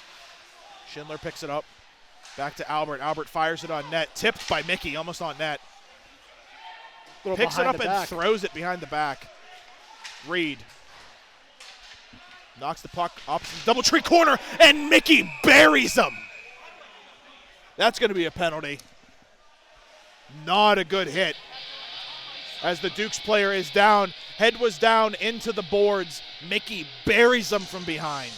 And that's not a clean hit, and here comes the number 24, E.J. Ferris, down, definitely in bad shape, as Mickey's going to go to the box. I wouldn't be surprised if we maybe see 4 here. I mean, I'm not going to lie. They could give this a major. Yeah, that was a dangerous hit. Depending on how boardings go, and I mean, his head was down, his back was turned. That was a clear boarding. You could even throw charging in there if you want, and that could throw a 5 in there. That's a dangerous hit from a player who has been playing very well tonight, but definitely had the game get to his head a little bit as the Clearview Ice Arena comes to a near hush silence as everyone looks aside to the downed Dukes player, number 24, E.J. Ferris, yet again, the forward, as the referees meet center ice talking amongst themselves. Adamski there, as well as the captain for the Dukes, whose number I can't particularly read. And it looks like they're going to be able to get the Dukes player up. Looks like it might be a collarbone, Norman. Definitely the way he's holding his shoulder there. What do you think? You've had plenty of those injuries. Yeah, he definitely had a displacement. He's babying it. I wouldn't be surprised if that's I would be extremely surprised that's not his shoulder. But, I mean, I was more concerned with the way he went in again. I thought it could have been another neck or head. He went from behind. I mean, yeah. He could have just had his helmet brushed and the blunt took to his shoulder. That's entirely possible. And, honestly, that's a better case scenario. But that is a lengthy recovery if that's what it is. Yeah, and you know what? I'm sure part of it was that he was a bit stunned, because that was. Oh, that's how it goes. Yeah, I mean, you get a hit like that, you're not expecting it, but they are going to give 2 minutes for boarding there. Put it this way: when he was down, he was in a lot of discomfort. I wonder if his shoulder was still, assuming that's what it was, it could have still been out, and by the time he was up, they got it back in, which is good, but still going to have a lengthy recovery for that. And don't you worry, we're going to be talking about your injuries with that, so we can get some insight on that. Great. I'm a genius. I'm an expert with shoulder injuries. Out to the point, the Dukes on the power play after the dangerous hit by Mickey puts him into the box for 2 minutes for boarding, which saw E.J. Ferris for the Dukes going off the ice with some help, but under his own power, which was good, as the Colonials are going to clear it out of their zone, which is also good. Plants fires it aside to number 14 for the Dukes, and here they come with some speed. Into the zone. A good play by Loges. Albert's going to try and get everything on it, but he can't, and unfortunately it's going to get turned over. At the point, a slap shot right into the glove by Mackey. That's going to count as a shot on net. I mean, I think he was a couple feet wide, but Mackey says, no, we're getting a change, man. That's mine. As he goes a couple feet to his left, grabs it, and he says, we're adding that to the stats as well. Special teams have been a big part of the game tonight with 2 power play goals, one for each team respectively. RMU's PK in the past, that from what we've seen, has had a high percentage, and hopefully they can recover from what they have not started this game. At the point, the Colonials wheeling it aside, passing it down. Out to the point, the Dukes. They have it. Fires it far side into Ovechkin's office, number 7, wheeling a bit, looking for a pass. Sends it back far side. Good play by the defenseman for the Colonials as that play goes out for offsides, and they're going to call the whistle. No, sir, you did not keep that on sides. I saw it from up here. It was kind of close. It looked like he kind of cusped it with the stick, and it was blocking the view. But I heard the fans from down at the left side. They were yelling, "It's out, it's out." So linesman agrees. As he should, because it was out. 45 seconds to go here in the power play. The Dukes pick it up. D to D pass. Looking for the outlet. Alphabet. Outlook. Outlet. That's what I wanted to say. Number 10, Cam Smith wheels it in, gets past one with the toey. Underneath, gets it through the legs and dumps it far side. Palumbo takes a hard shot into the boards. Number 98 for the Dukes picks it up. 20 seconds to go here. Little slash there on Palumbo, or from him rather. And that's going to go down for icing. Now, Norman, why? Okay, so in that instance right there, what just happened, why is that not called for slashing? Is it because he hit the stick? Or is slashing kind of at the discretion? It's a slash. It's a slash. But that's also a weak call. Okay. So it depends. This is a close game. They don't really need it's all up to them. I mean, they could have called that. Technically, they can call you for nothing, right? Blip would have called it. Being a ref is a lot of give and take, and they felt that did not need called. Maybe if he had a couple or if it was harder. And honestly, maybe if the Dukes defender sold that, maybe, shook his hand like it hit him in the hand, he could have sold that call. But no call on RMU. Coach Joseph would be thankful for that on Jenkins. I'm sure he is as well. Picked up by Schindler for the Colonials on the PK. Dances around one of the players, and that's going to end the power play.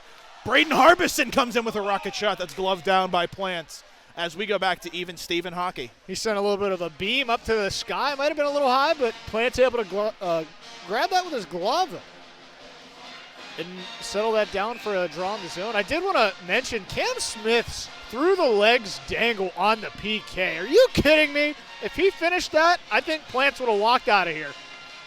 I don't know if he would have been allowed to walk out of here. He would have had to skate off first. His jock would have been up in the rafters. He'd have been stuck. He needed help. Colonials moving forward. We're going to have to pay attention here. Maybe some retaliation that might come towards Nathan Mickey after that play that downed DJ Ferris earlier in the period about 3 minutes ago. Mickey comes in, knocks it out front. Dangerous play, still loose. Reed has it, stick down, out to the point. Cotton fires it, and it's still loose out in front. No stick for the Dukes defender. A good poke. Reed has it, sends it around. Mickey. Stick is now picked up. Schindler looking for a pass. It's still loose. Reed's going to push in for it. Plays the body. Puck is still loose in the legs. Someone scream feet because it's down there.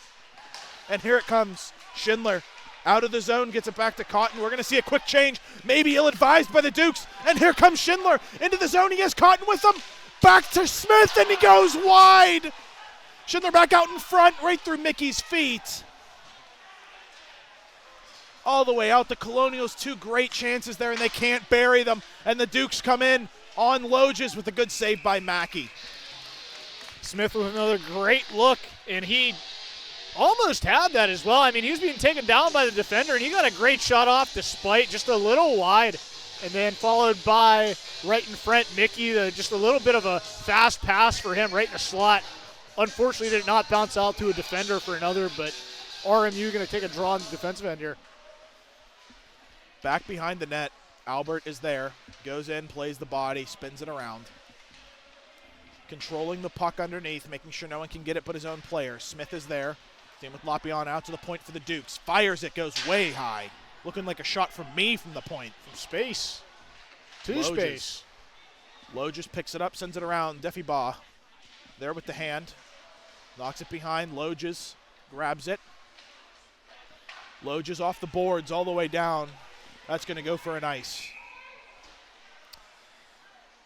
You know, a lot of this period, I'd say maybe aside from the first couple minutes, has really been played right down here in front of us at the Duquesne zone here. They haven't had a lot of sustained offense, but you know what? The first period was just like that. And right when we thought RMU had this little under control is when Duquesne struck. Face off, won by the Dukes. Out to the point. Fires it in, knuckle puck. Hits the net, knocked wide. Dukes looking for the pass. Play comes in by Smith. Dancing down and around, out in front. Picked up by Defy Baugh, who's going to come out with some speed. Gets it up along the boards, takes the body, and it's going to go all the way in. Lapiana goes to play the puck. Deffibaugh gets a stick on it. The Dukes come out, and a good hit by Smith, but the Duquesne Dukes still maintain control of the puck. The Dukes move forward into the zone. Out in front, dangerous high slot. Mackey paddles it wide.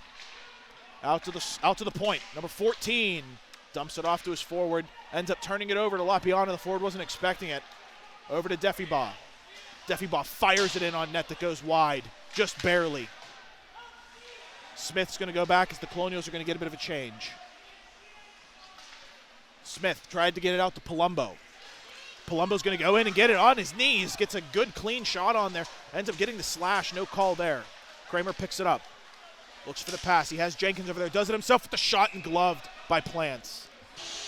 You know, I have to say it. That's now 2 hard slashes that were not called. That one by Palumbo right there. It looked like it was right on the wrist. Honestly, I'm surprised there wasn't more of a reaction from the Dukes player. I mean, honestly, talk about the Mighty Ducks. What is it? Fall down, act hurt, be indignant. That thing where if you get hit, you just kind of flop. They're not doing that tonight. The Brad Marchand style of hockey. Face-off won by Palumbo as Kramer's going to pick it up behind the Dukes players here. Oh, a good play.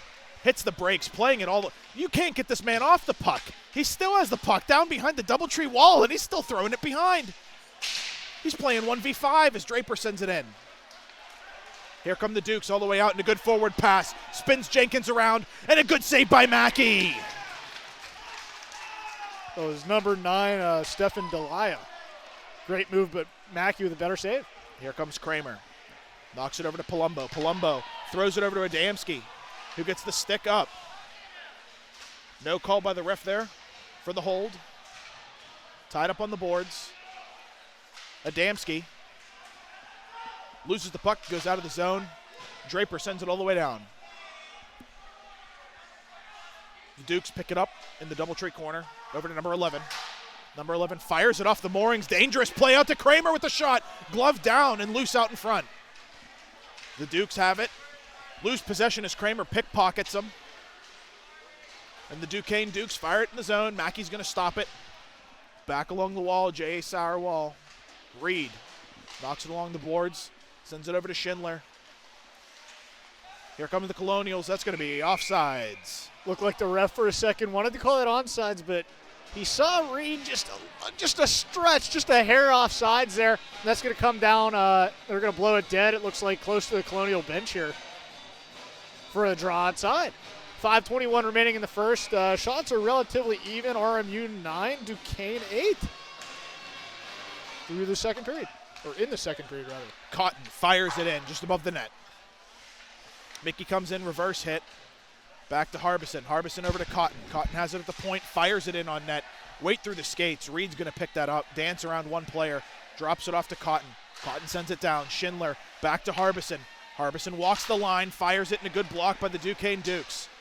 Number 13 for Duquesne with a good play there. And Reed's going to retract for the Colonials, sending it forward. Mickey's going to go in on chase, and number 22 can't get there. Mickey has it, but a good play by number 22 for Duquesne. Still maintains possession of that puck after getting it past Reed, and he's going to carry it out for Duquesne. It's EJ Poole. Into the zone. Down behind the net. Cotton going for it. Duquesne has it. Out to the point. Sent in. Number 98 for Duquesne. Behind the net. Duquesne looking to set up here. Number 15 fires it in. It goes just wide. It's going to be thrown all the way out by Mr. Mickey. And it's going to be Reed now with the puck. Comes in with a good low shot to the pad and a good save by Plants. Here come the Duquesne Dukes. Number 18 with a shot. It's blocked wide. Here comes Mickey. Fires it up. He has Cameron Smith just a little bit too far, and Plants is going to knock it wide. Mickey comes in with a big hit on number 98. Smith gets buried from behind, and they're going to blow a whistle on that one. Smith's going to try and get back on side here as Mackey gets off, as we're going to see a power play for the Colonials as Cameron Smith was drilled from behind. Here comes Kramer with the puck now. Tries to control the puck but gets knocked down. A good play by Duquesne to touch up. It's not who the call was. Call's going to be on number 23. That's Evan Kopenhakarvar. I butchered that one. That's a good one. Oh, I actually looked this up. It's oh my goodness. Yeah. Koprivnikar. That was it. Koprivnikar. After the initial penalty, it looked like number 98, Peter Breeslow. He's not getting away with it from up here, but he got away with it down there. Almost tried to slew Cameron Smith with a little bit of a trip as he was on his way up and out of the zone to get on sides. I remember looking at that name in the roster, and I immediately went to Google Translate because I had to know how to pronounce it. Can I get it one more time here? Koprivnikar. Koprivnikar. That's a warm-up right there for us. Yeah, just say Koprivnikar 3 or 4 times. I'll have to and ask you'll get going. Dora if she has that one. Face-off won by the Colonials. At the point, it's Cotton. He's got Kramer on side. Over to Kramer. Mickey far side. Back to Cotton. Back to Mickey. Mickey with a shot that was going to Adamski. It hits off the ref. Kramer back to Adamski. Adamski wheels over to Mickey. Down in front is Draper yet again. Adamski at the point. Wheels it around behind his back. Hits Kramer. Kramer over to Mickey. Mickey looking for something. Tries to get it to Cotton. Ends up turning the puck over. That's going to go all the way down for the Colonials. A good play so far by the penalty kill for Duquesne, keeping the Colonials to the outside, only being able to cycle those top 3 players, and Adamski wheeling up from behind the net. But the Colonials are going to need to get in deep to get these pucks there. Kramer has it. Wheeling in front with a shot that goes high. And Dukes are going to get it out. What's the saying, Norman? Pucks in deep? Pucks in deep. Pucks in deep. Something we haven't seen much, and I think just recently this has been a turn, is Lance Cotton quarterbacking the RMU power play.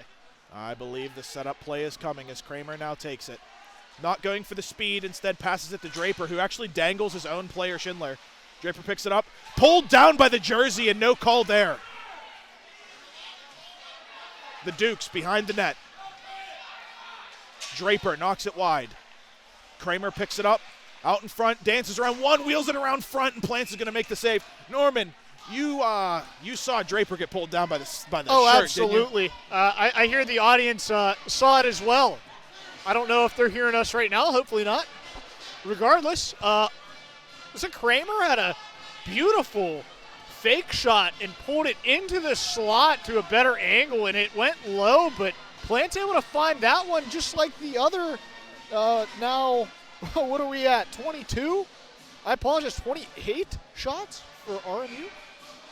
Yikes. 16 in the first, and we got 12 now, 28. 31 seconds to go in the power play. 2:07 left in period number 2. Game is tied 1-1. Cameron Smith wins the faceoff for the Colonials, wheeling around looking for a pass. He has Harbison at the point. Underneath is Palumbo, who lost his edge there. Sent all the way down. Cameron Smith's going to pick that one up.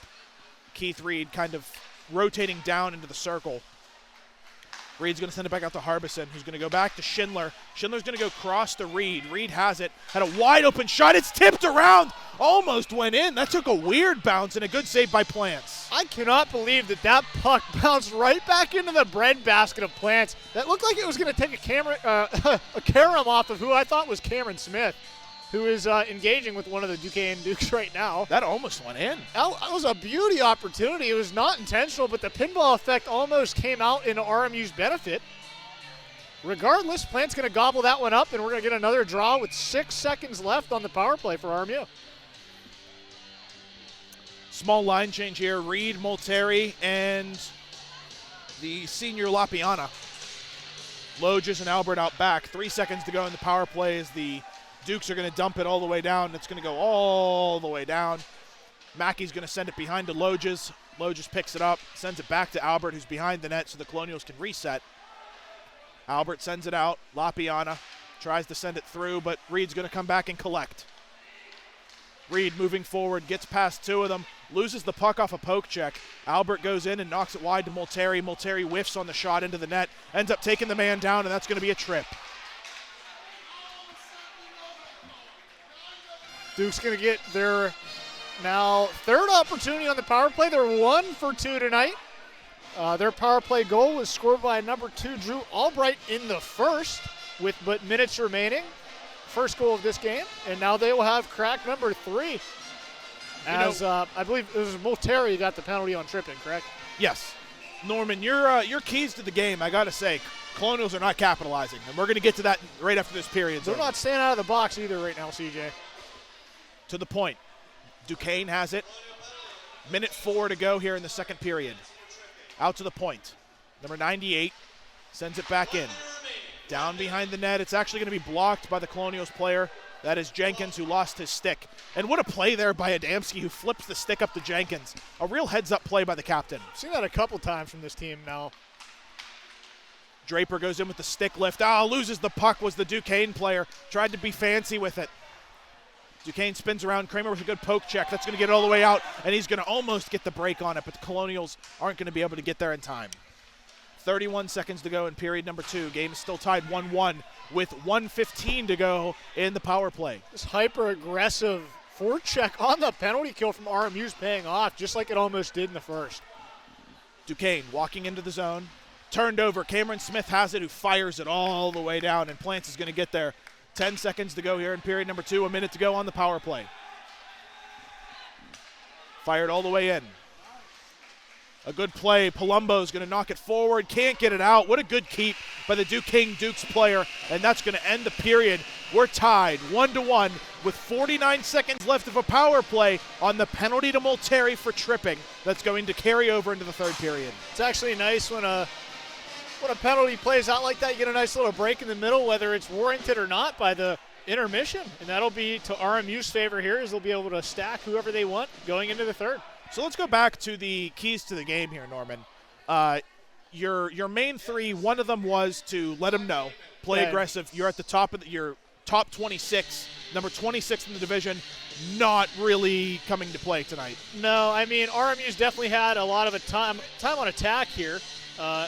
But Duquesne really seeming like they have an uptick in production, and it does not look like RMU is ranked that much higher than Duquesne here tonight. I mean, they've had their looks, of course, but not a whole ton of energy from them in a lot of portions of this second period, and, of course, a lot in the first. But, absolutely, I mean, they just have let Duquesne get away with a lot at this point. And they're also getting in the box a lot, which was one of our keys to avoid. At the very beginning with Norman's keys to the game, we mentioned that they need to keep themselves out of the box, and that's just not the case. They took 3 penalties in this period. Not what you want to see. No, I believe it was 2 this period and then 1 in the first. So 3 penalties so far. 3 penalties total, which honestly, that could warrant a clean game, but the fact that they cashed in does not help. And, of course, I think a lot of these penalties could have been avoided, especially the hit from Mickey, which had us all kind of silent here in the arena for a second, which looked a little scary. And, of course, that last trip from Multeri, who's just going for the puck. But, of course, they're kind of missing maybe they should have watched us before they went out there to see what needed to be done. I'm sure Coach Joseph is emphasizing these points as we speak. Oh, yeah, I'm sure he really cares what we're saying. I'm sure he already says it. Oh, yeah, for sure. Now, I see you have some advanced stats for the period. What's it looking like for the Colonials?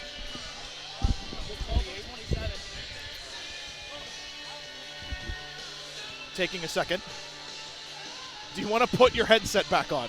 He took it off to listen to somebody else and then was going to try and talk and just absolutely froze. Okay. Just got in. It was coming in. And not, of course, to my fault. Not like I screwed that up or anything. 12 for 27 in the face-off compartment. A little bit of a smaller percentage than the first, which RMU was up in. Now they are not. So this game is really could really go either way. It's been very divided in shots, in draws, and just about every aspect except time on attack. That has really been one of RMU's strengths this game, is just the amount of time that they have had the puck hemmed in the Duquesne zone, minus the fact this game is still 1-1. Absolutely. And you know what, Norman? I don't think there's much left to say. We've got a tie hockey game here after 2 periods of play. We've got 20 more minutes as we get to the Colonials' favorite period of hockey, the third period. The band is tuned up. They're ready to go. HBK out there tuning up the band for some sweet chin music as Kramer looking to get a point to continue his point streak and to move his points per game up towards the northern direction as he's narrowing his sights on 70 points for the game. So 70 points on the season. So we will be back with you guys shortly in about 5 minutes, and then we will have our third period of hockey here at the Clearview Ice Arena in a bitter cold Neville Island just after 10:10 p.m.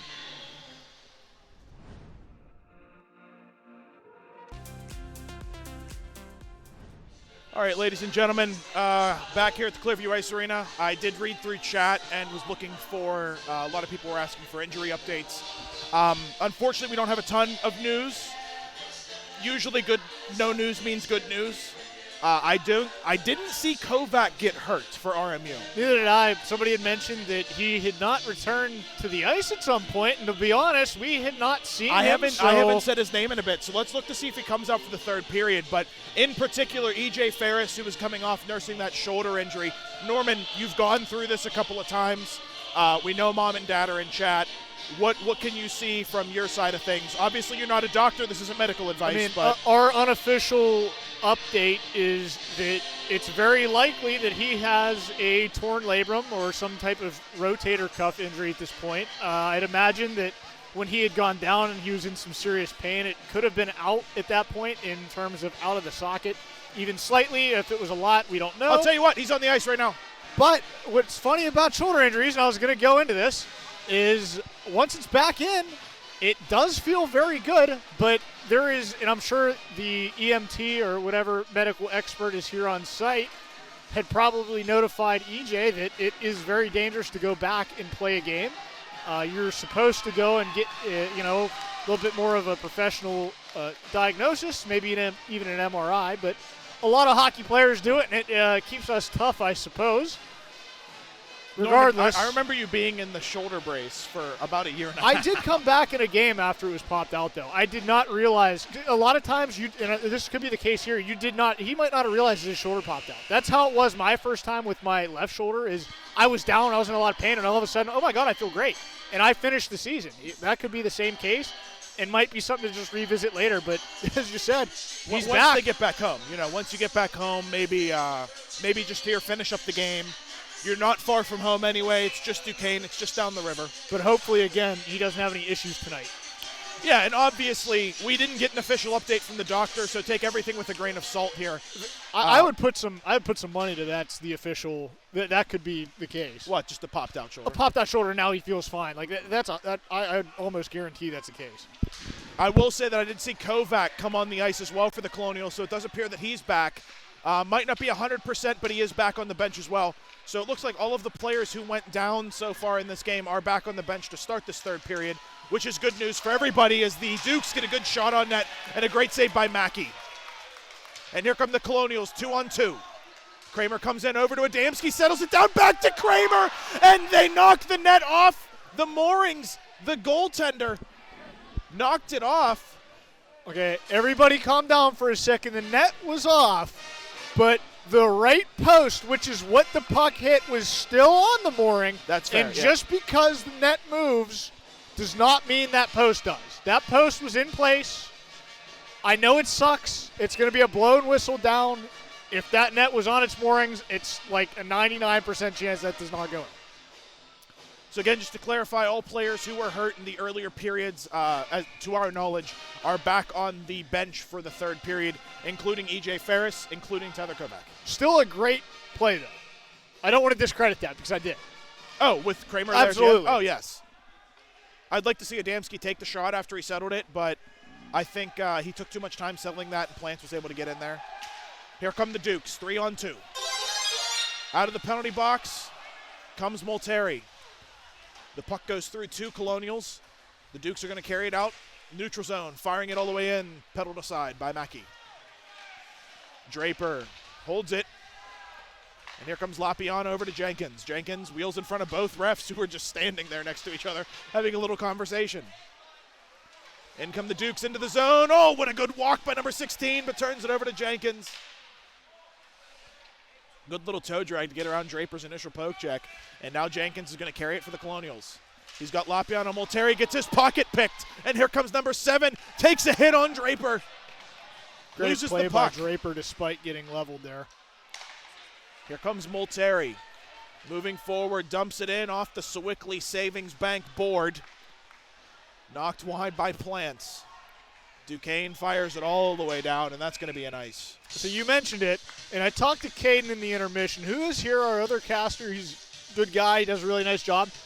I was talking to him, and you'd mentioned that RMU kind of doing a little too much right now. It's been very fancy, and he's in particular mentioned our top line and our power play. They've been trying to do some crazy stuff, doing some very, very crazy kind of outlet passes and just cross crease. I mean, maybe that is what RMU needs, is to just kind of tone it down. Austin Albert with a good keep at the line. Walking out in front was Mickey, who fired it off the pad of the goaltender Plants. Schindler wheeling around looking for a pass, sends it over. Loges kicks it in. Reed with a little slash to keep it in. Mickey picks it up, fires it across to Schindler, who knocks it back to Mickey. Mickey has his pocket picked out to Loges, and Albert's going to pick it up at the red line, fire it in off of a tip from number 7. Mickey towards the center, had Schindler there, but the Dukes defenseman was there. Mickey out in front. Gives it to Schindler. Schindler spinning around, tries to get it to the slot. The puck goes all the way up into the nettings, and we're going to have a whistle. I think that's what they call in baseball a home run. I think it was foul because it went into the net. But Duquesne defender batting that one from what seemed to be shoulder level up into the stands, if the net was not there, that is. 17:27 here in the third period. I guess it is noteworthy because I didn't know if there was a difference between D3 and D1 in a sense of if the defender throws the puck out like that just with the stick, there's no delay game penalty. All the way down to the Colonial zone. Harbison, it goes right next to him. That's going to go for the ice. There are icings here, though. Oh, yeah, we've seen plenty of those in this game. Honestly, it's almost been very effective for Duquesne. I mean, when they're hemmed in and they just need a little breather, I mean, they send the puck down and RMU kind of has to chase it regardless of if they're going Mach 5 or not to get the puck. I mean, it's been strategic, and with the amount that they've had, I'm sure it's tired out RMU a little bit here. At the point, Harbison sitting in the middle. Shot that gets blocked, and here come the Dukes with some speed. Harbison in chase, the shot gets poked and up high over Mackey. Out in front, Cotton chips it forward to Kramer. A skate from the Dukes is actually going to get that towards the net, hooked up, and Cotton goes down. Number 9 for the Dukes, going to go to the box for a hook.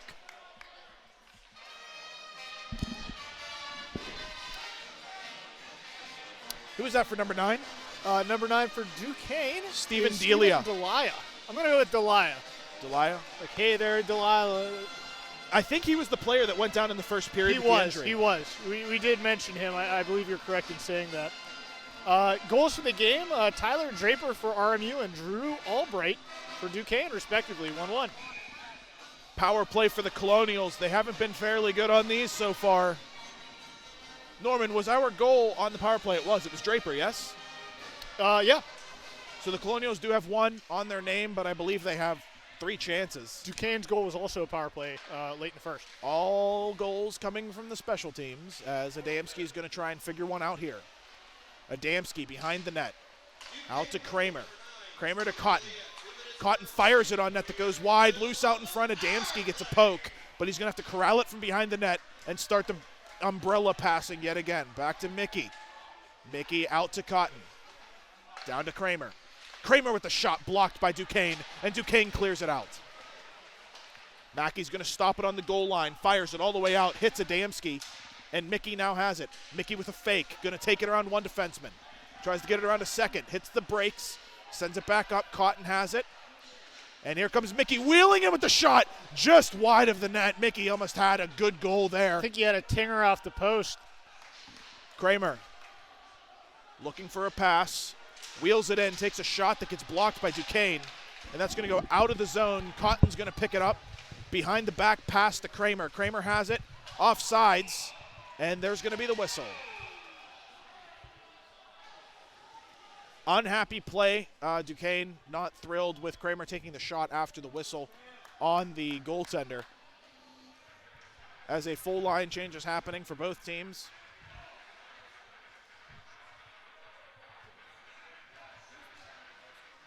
That play, or the face-off, going to happen just outside the zone, right in front of the penalty box. 49 seconds to go on that penalty to the Dukes for hooking. Face-off won by the Colonials, but the Dukes are going to corral it, send it all the way down to Mackey. Defenseman number 3, picked up by Harbison. Harbison up to Reed. Reed hits the Jets, sends it far side. Here come the Colonials with speed out in front. He shoots and scores. What a pass. The Colonials in the power play get it out in front, and that is Gio Palumbo. His mama must be making some macaroni because Palumbo just undressed him. He's crying, and she is nowhere to be found. Just going to let that one stew for a second. Let that one bake in the oven. Take it in. Did you write that down? Did you write that down before you said it? I didn't want to goof it.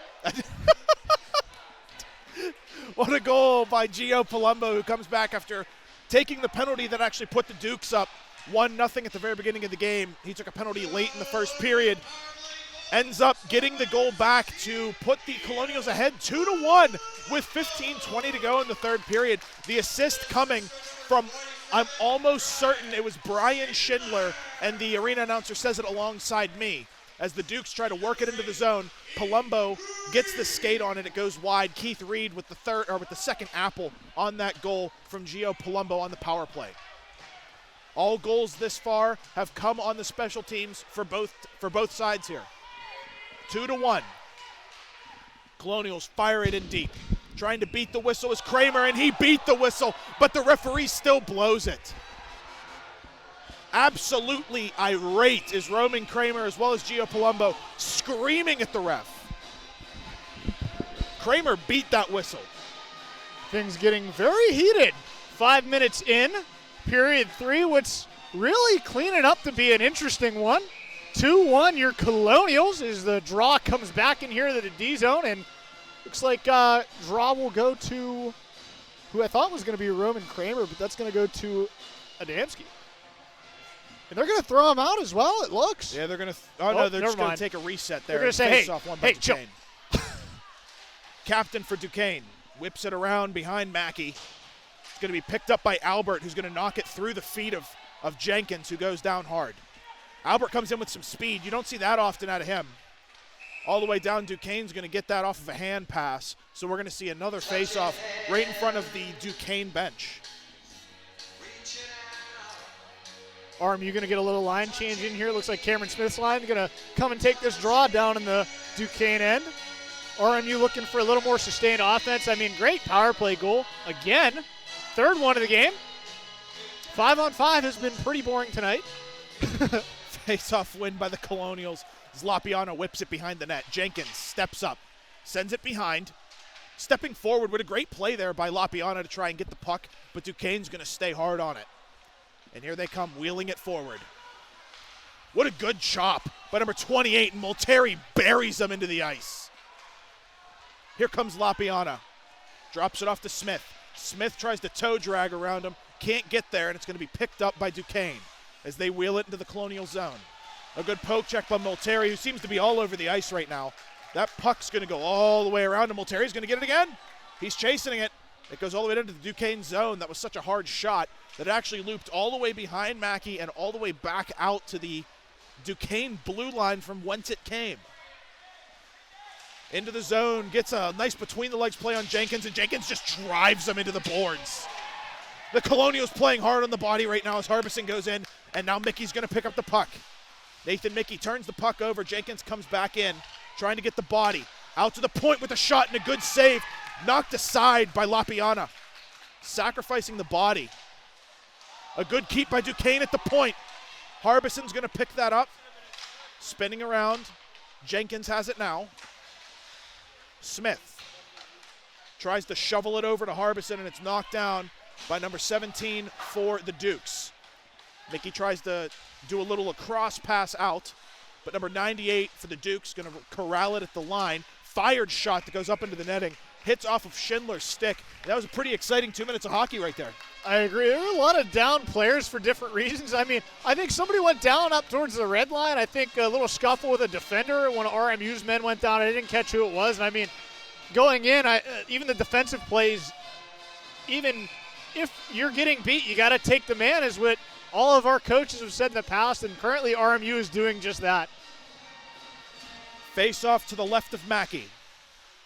Won by the Colonials. Harbison throws it out to Mickey, but the Dukes are going to get possession here. The puck goes in. Reed with a stick on it. Schindler fires it off the boards. What a leaping grab by the Dukes defenseman, who then fires it just wide. Mickey's going to go for it along the boards.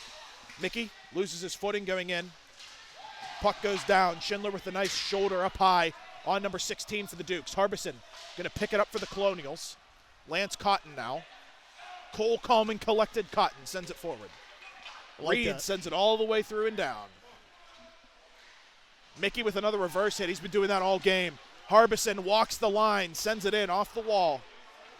Mickey, something's going on right in front of the net there. Schindler has the puck, trying to get it around, sends it over to Harbison. Harbison at the point, fires it down, almost wide. Mickey is getting involved with number 14 for the Dukes, who just doesn't seem to get off of him. No, he's at chasing the point. him. Cotton with a shot. Now we're going to have some more arguments going on as the refs are going to step in on that one. That was Nathan Mickey and Luke Waskick just continuing to find each other. And I honestly want to say that was more of the opposition than Nathan Mickey. But, I mean, as you said, that was a good 20 seconds of them just kind of bagging each other. It was beautiful. I think even Nathan Mickey came all the way around up into the slot, and he still wanted to follow him despite his defensive responsibility. I'll tell you what, though, the refs are letting the boys play. They are. You know what? There have been calls, but they are definitely letting the boys play tonight. Something that is an ongoing theme that is depicted down here at Grand Avenue at the Clearview Arena. Face off to the left of Plants. Won by the Dukes. Dukes carrying it out into the neutral zone. Fire it in behind Mackey. Mackey's going to stop it. Sends it back behind. It's going to be picked up by Palumbo. Loges pinches it along the boards. Some bodying going on. Loges going to win this one. Gets it to Albert. Quite a big defensive pairing here, isn't it? Loges and Albert. It's beautiful. Reminds me of Chris Pronger. Chris Pronger out there. Is he like 62 now? I don't know. Nah, he's pretty old. So I don't think he's that old. CJ, so the rafters here, right? The puck always has the potential to go up and through the rafters here, and there's often been a lot of confusion. I don't think we've seen anything yet. The puck that just hit there definitely hit both the rafters and the ceiling, but it would have been very confusing again if it did not. We've definitely seen it go through there from games that we've been a part of here. It's funny, everybody just kind of looks around like, did it hit? Rocket shot from the point by number 22 for Duquesne. They're going to have to check and see if the board's dented. Adamski behind the net. Sends it all the way down. And here comes Kramer. Gets past one. One down out in front. Palumbo runs into the goaltender. They're going to take exception to that one. Adamski went in. That could have been dangerous hit as Kramer goes in and takes the body. This game started not very aggressive, and now we're getting a little bit more physical as we get into the third period with the Colonials up 2-1, almost halfway through this game, or this period. Kramer sends it out right on the Colonial logo, picked up by Jenkins. Jenkins drop pass. What a beautiful pass to Lapiana. Back to Jenkins. Out to Lapiana in the slot. Spin shot goes wide. Here come the Dukes. 2-on-1. Draper's back. Wheeling with the pass out in front. Goes wide. Puck is still loose, and here's Smith with the puck behind the net. Over to Jenkins. Two very quick back-to-back plays for both teams that almost went in. It's very exciting hockey tonight. We still have 10 minutes to go as that's intercepted. High slot. Cameron Smith fires it just high. Lapiana down low to Molteri. Molteri tries to slot that one. It's going to knock behind the net by Plants. Along the boards, the Dukes are going to carry it out. Right wing. Cam Smith taking the body. Sends it around to Draper, who fires it up to Molteri, who tips it forward. And it's actually going to get picked up by Lapiana. Takes the body, drops it. Smith has it, and he's going to walk forward. Gets past the defenseman. Runs into him, fires that shot into the blocker. Up into the, it didn't hit the netting, it fell down just before. Captain for the Dukes sends it up. Harbison's going to fire it right back in. Mickey's going down for it. Mickey ties him up in front of the J.A. Sauer wall. I think I said Sauer earlier, just like that Pittsburgh accent. Sauer. Reed fires it into the far corner. All the way out. Mickey collects it at the red line, then turns it right back over. Number 16 out to the slot. Saved by Mackey, and they score. Number 16 for Duquesne, Cody Reiser, puts it in after a rebound chance by Mackey. Not what you want to see from the Colonials defense there. Mackey's been pretty controlled with his rebounds, but that was a perfect shot for a pass off pads is what our coaches would have taught us. And a great play. POP. A little POP action, something we call out in shell for those that play. But a beautiful setup. I don't know that it was intentional, but as you said, the rebound goes right to a Duquesne member and is plowed right behind Mackey, who is just a little out of stretch. What are we looking at shots-wise for this period? Not I feel like a it's lot. close. Yeah. Not a lot this period. I am only tracking 4, and you just had 2 there for Duquesne, who I only have down for 3 this period. 7 shots total this period. Kramer with some speed gets it around number 22, but a good play by number 22 for the Duquesne Dukes. That is E.J. Poole to keep that puck in the neutral zone as the Colonials are now on the defense. Albert has it, fires it all the way down, and a good play by the defenseman, number 15, Tyler Kiss for Duquesne. Patted aside, out in front, took a weird bounce. That's going to go all the way out, and is it kept in? It is. Good play by the Duquesne Dukes. Albert collects it in front of the double tree corner. Fires it up the boards. Adamski tries to get it to Palumbo. Palumbo with one shot. Tried to get it past the second one, and that is Peter Breslow, who we've seen all game. Just a fantastic player so far. Having a very good game out here tonight, number 98 for the Dukes. Adamski tries to get it to Kramer, and it's intercepted by Duquesne, who fire it back in. Blockered aside into the equipment of Albert, who knocks it back down to the ice. Up the boards, Lapiana. Back up the boards yet again to Smith, who tries to get it over to Lapiana. It's actually going to hit Kramer, who's going to spin around at the end of a long shift. Gets past one with a dirty dangle. Gets past the second one. Still has the puck. Corrals it behind the net. Tries to get it out in front to Lapiana, who was standing there. And a good keep by Draper, but the puck's going to get turned over, and Duquesne's coming the other way. Coming back, Draper with a good hit to knock the puck loose as it goes out dangerously, but then knocked back in off of a skate from Jeremy Jenkins. Out to the point. Shot goes wide. I don't think he got everything under it. That was the defenseman for the Duquesne Dukes. Robert Morris looking to get that puck out as it goes up through the rafters, as you called it, and that's going to go all the way down for an icing. Oh, they didn't wave it. It got waved off there. 2 rafters equals no icing, CJ. Oh, is that what it is? If it was 1, it would have been icing. Correct. That's actually offside. a penalty because you're flirting with it. Is it? Now, I think I like that offsides call there. It gives the Colonials a chance to get a little change in, able to get everyone kind of recollected with 7:03 to go here in the third period. Game tied 2-2. How about this, CJ? Someone in chat, we're going to just say it was Edma, because Edma drew a photo. Duquesne does have to win 2 out of their next 3 games, including this one, to get into playoffs. So this is a must-win for Duquesne if they want to sit somewhat pretty in terms of getting in. And I'll tell you what, they're having a phenomenal game out here against the Colonials. They are definitely punching above their weight.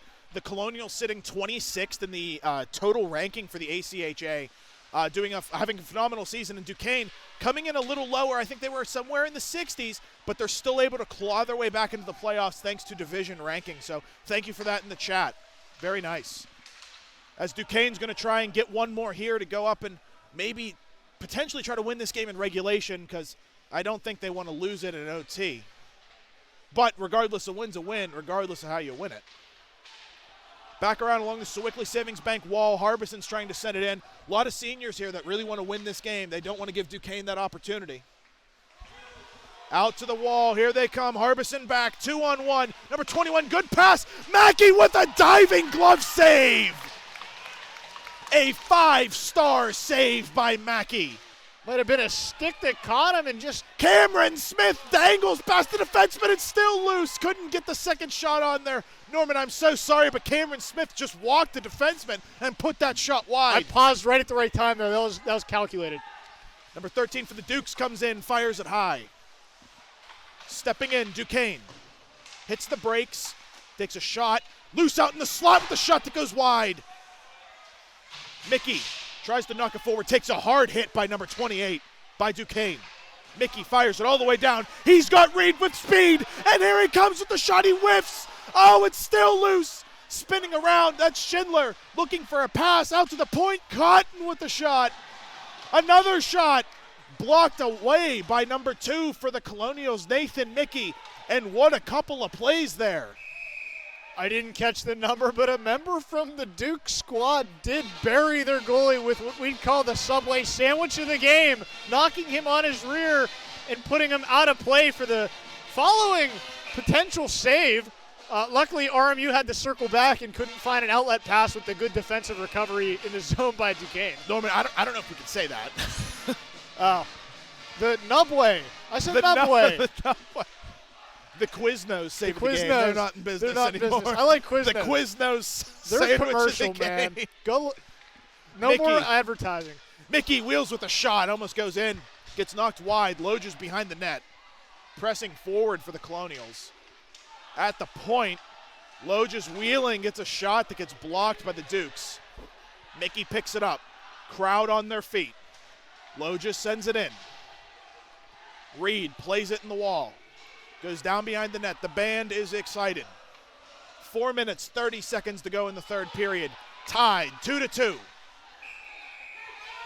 High sticking. I'm not too sure about that one, Norman. I didn't even see it, so I'm not going to argue with it. But we're going back to our false advertising. How about the Papa Sal sandwich of the game? I would have said the Romos, but that is now. I don't think that's a thing at RMU anymore. Alex, is Romo still a thing? Is Romo still a thing? It is. Okay, so yeah. The Romo sandwich of the game? I like there that. We go. Okay, we got it. Now we need is the Freshens Rice Bowl. Love them rice bowls down there. See, we're making moves while we're casting up here. Shot off the face-off the Dukes. It gets tied up with Kramer.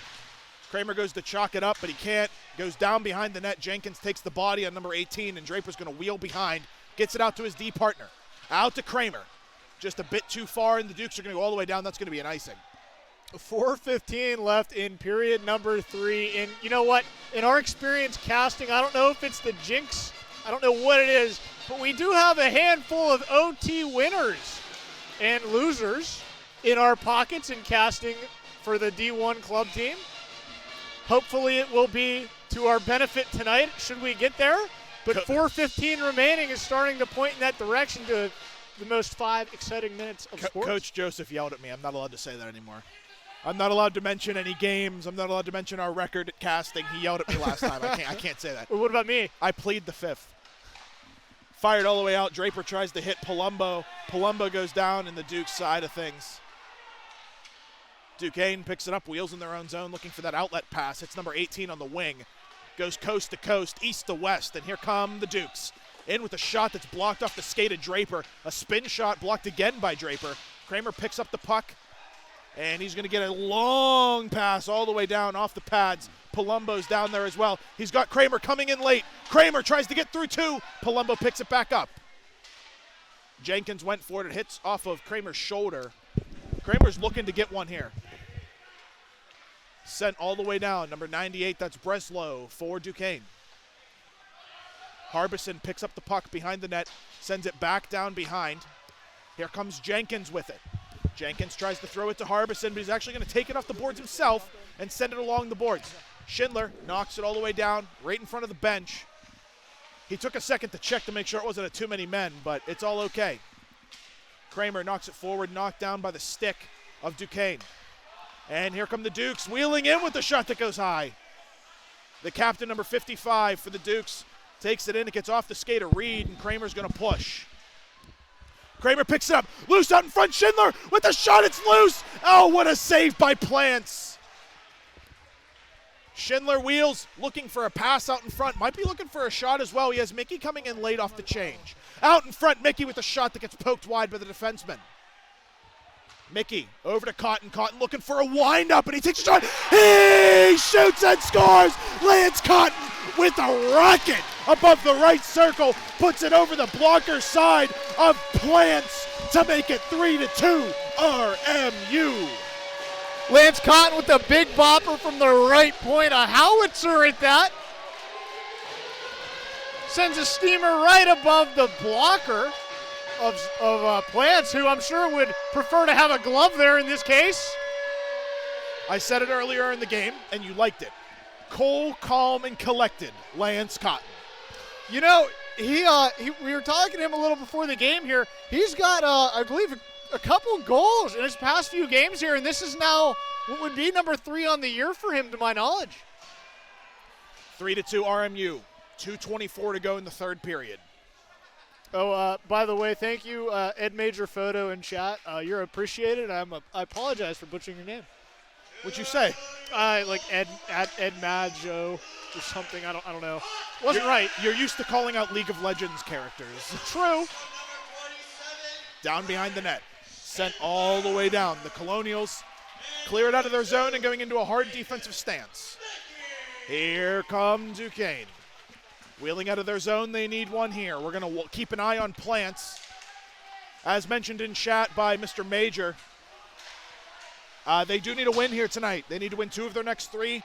Losing this one is not going to be good for them as the Colonials look to finish it off and ice away the final 2 minutes of this game. Kramer picks up the puck. Fires it off the boards. That actually might hit the net. Plants plays it out. East to west, and Duquesne's going to move forward. A good little poke there by Mickey. It's going to get paddled away by Mackey, and here comes Kyle Plants leaving the bench. Oh, and he's going to go all the way back in. He was leaving his net to go towards the bench as that puck was coming down, so we're going to keep an eye on him as it looks like he might be on his way out. Oh, a good shot. Schindler. What a grab by Albert. And Albert sends it all the way down as Mickey takes a collapse. Did you see that grab by Albert? That's like our second 8-foot grab of the night. The skates really helping us get some height on these grabs, but for sure, more importantly, how about that's like the 4th awkward carom behind the net that we've had tonight. That puck hit just about going in an angle, which made it look like it was going to bounce left from our perspective, and it caromed right and rang around. Those boards back there are a little wonky tonight. A little possessed, if you will. Minute 6 seconds, timeout, Colonials. RMU's going to take a minute. They just did an icing. That line's been out there for a long time. They're going to let them take a break. Minute 6 seconds. I'm assuming they're going to come back with a pulled goalie on Duquesne's side. So we're going to see a 6v5 here. Speaking of, on the topic of goalie once again, we mentioned it before. How about Plants, again, challenging Mackey for the Marc-Andre Fleury Award for D1 Club Hockey here. A lot of goaltender play tonight here. A lot of coming out of the net and great stick plays from both of them. The clock is still running, so. Oh. So they're going to have to fix that. But anyway, it was like a minute 3 seconds or something like that, minute 5 We got seconds a minute 5 here on our game clock. If they need us. Can I yell clock? I have to mute myself. They honestly might have it up there for the timeout. It might be a minute timeout. Yeah, that's definitely what it is. I will say, coming up after the game, we may or may not have a player interview. Probably not going to happen, but there is a chance that we do have a player interview with one of the seniors. I know that was part of the plan, but we haven't really been told if it was going to happen, so we'll see. A potential victory. I knocked on wood. I don't know if you heard it. For RMU would probably increase the likeliness of that possibility. I know Coach Joseph doesn't really like us talking to the players before games. It's only after. And even then, it's really only after wins. He doesn't want his boys to get in trouble. And rightfully so. I mean, any kind of media towards players before the game, in my opinion, is, it messes with them a little bit, especially if it's directed in the wrong direction. We were spot on with the assumption. Duquesne comes out with a pulled goalie and an extra skater on the ice. Colonials have their top line out here. Face-off one and a good stick by Palumbo. It was won by the Dukes. And the Dukes tries to throw it in. The puck comes up into the stands, and a parent caught it. But it was not the same girl from Saskatchewan that we saw last week that caught it. No. You said it wrong.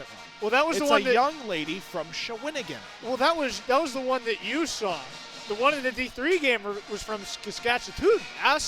Okay, are you saying Saskatoon or Saskatchewan? Saskatchewan. Oh, it's at the in-between area. It's the in-between area. Gotcha. I see. Fired all the way into the zone. The Colonials chasing that one. Palumbo is going to take it. Fires it right into the slot. That's dangerous. Winds up with a shot that goes high. Loose out in front. Takes a weird bounce. Falls to the side. 43 seconds to go. Duquesne's going to set up a little umbrella style here. Trying to get the shot in. Hits a Damski right in the foot. He seems to be okay. Shot goes high and wide. 30 seconds to go in the third period. Colonials up 3-2. Winds up in a pass. A slap pass to number 22 for the Dukes. Wheels out in front of the Clearview Ice Arena logo. A good play by the Dukes to wheel it back in. Palumbo's going to empty it all the way down, and that is a huge standing ovation by the Colonial faithful. 14 seconds to go. Here come the Dukes, gets past two of them. Loose out in front, tries to spin it around, a save by Mackey, and a good clear by Draper.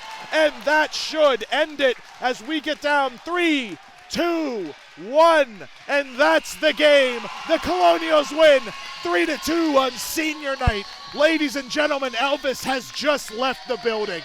Well, it's all smiles down here on Grand Avenue for senior night. And here comes Mac Miller. That's what's playing. What's nice is in the last game with the gentlemen at Mercyhurst, they didn't stay on. They didn't stay on for the handshakes. They got off. But Duquesne, obviously this is a rivalry that we know of well. These two teams play together quite a bit, not too far away from each other. A team that knows each other very well. Maybe some friends shared with each team here. So Duquesne, unfortunately for them, drops one of their 3 final games. They need to win their next 2 in order to advance into the playoffs. So at the end of the game, Norman, the Colonials might not have executed on your keys to the game, but they found ways to win. And that's what's important. I'm sure Coach Joseph is happy with that result. And that's what happens when things aren't working to your strengths or weaknesses. If you can't plan ahead, you got to improvise, adapt, and overcome. Our shot total from our advanced stat tracking, RMU 40, Duquesne 22. It appears that we may be having that post-game interview with somebody as one of our cameramen, Caden, is gone down behind the bench. I'm not sure who he's going to be talking to. If anybody at all, Coach Joseph was the coach that we talked to last week after that win over Mercyhurst. Oh, I'm sorry, no. Was it a loss? No, they won. They won big time. Mercyhurst? Yeah, they won like 7-2.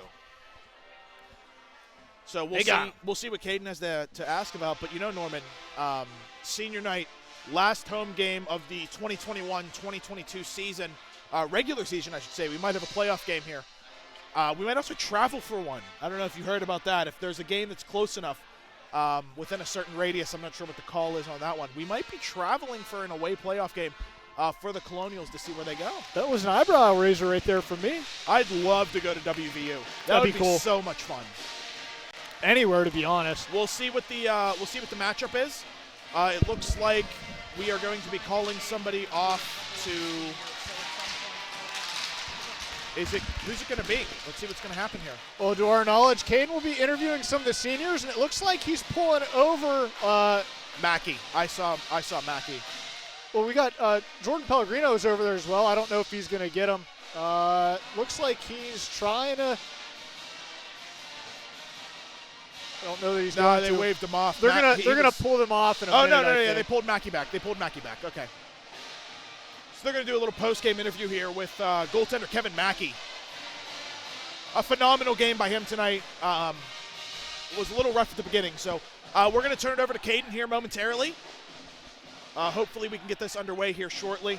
Once I get the finger guns here. I don't hear him, for the record. Okay. Well, it looks like they're just about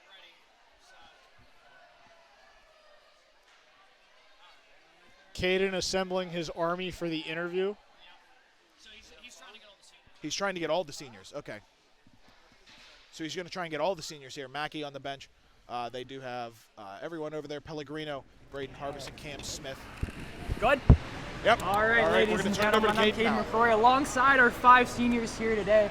Kevin Mackey, Christian Pellegrino, Austin Lapiana, Braeden Harbison, and Cameron Smith. We'll start off with you, Kevin. Great game so far today. 3-2 victory. How does it feel to go out on top? It feels good to get out of here with a win. You know, it's always a close game against these guys, no matter what the standings say. The conference games are always tough, but the guys showed up to play. So glad to get out of here with a win one last time. Yeah, absolutely a great game for you guys. Chris, I'm going to go over to you next. What is your favorite hockey memory you've had throughout your years here at RMU?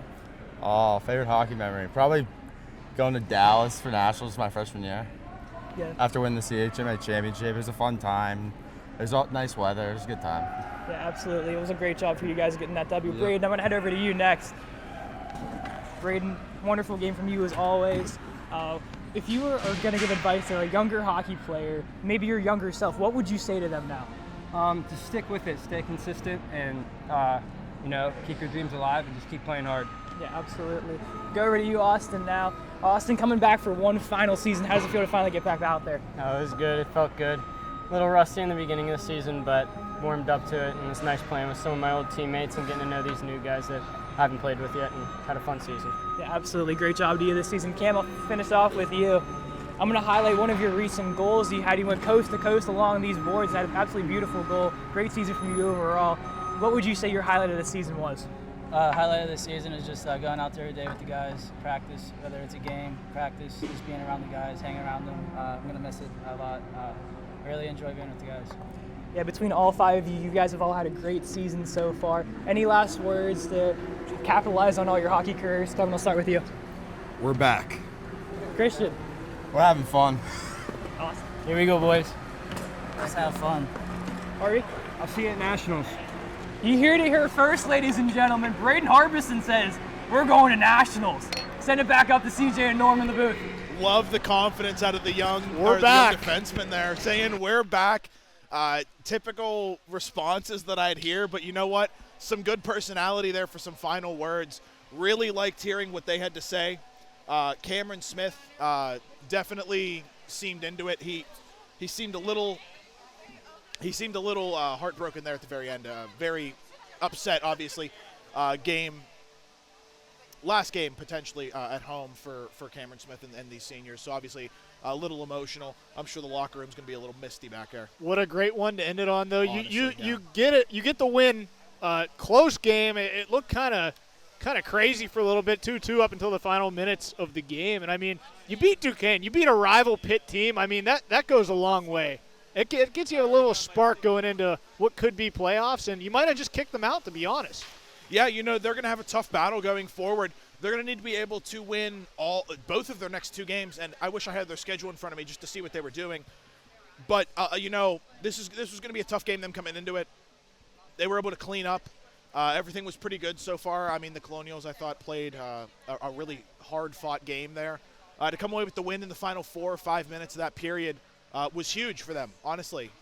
They were playing a pretty tough game, weren't getting anything in the slot. I thought Duquesne played excellent defensively today. Oh, absolutely. I mean, they were just dedicated defensively. They were blocking shots. They were taking away chances. I mean, they did, as you said, force a lot of things to the perimeter of the zone, and that really helped Plants make a lot of saves and boost his save percentage, too. I mean, how many? 40 shots is what we had, and he stopped all but 3? It's not often that you see a game at the Clearview Ice Arena with the Colonials and they don't put up more than 3 goals.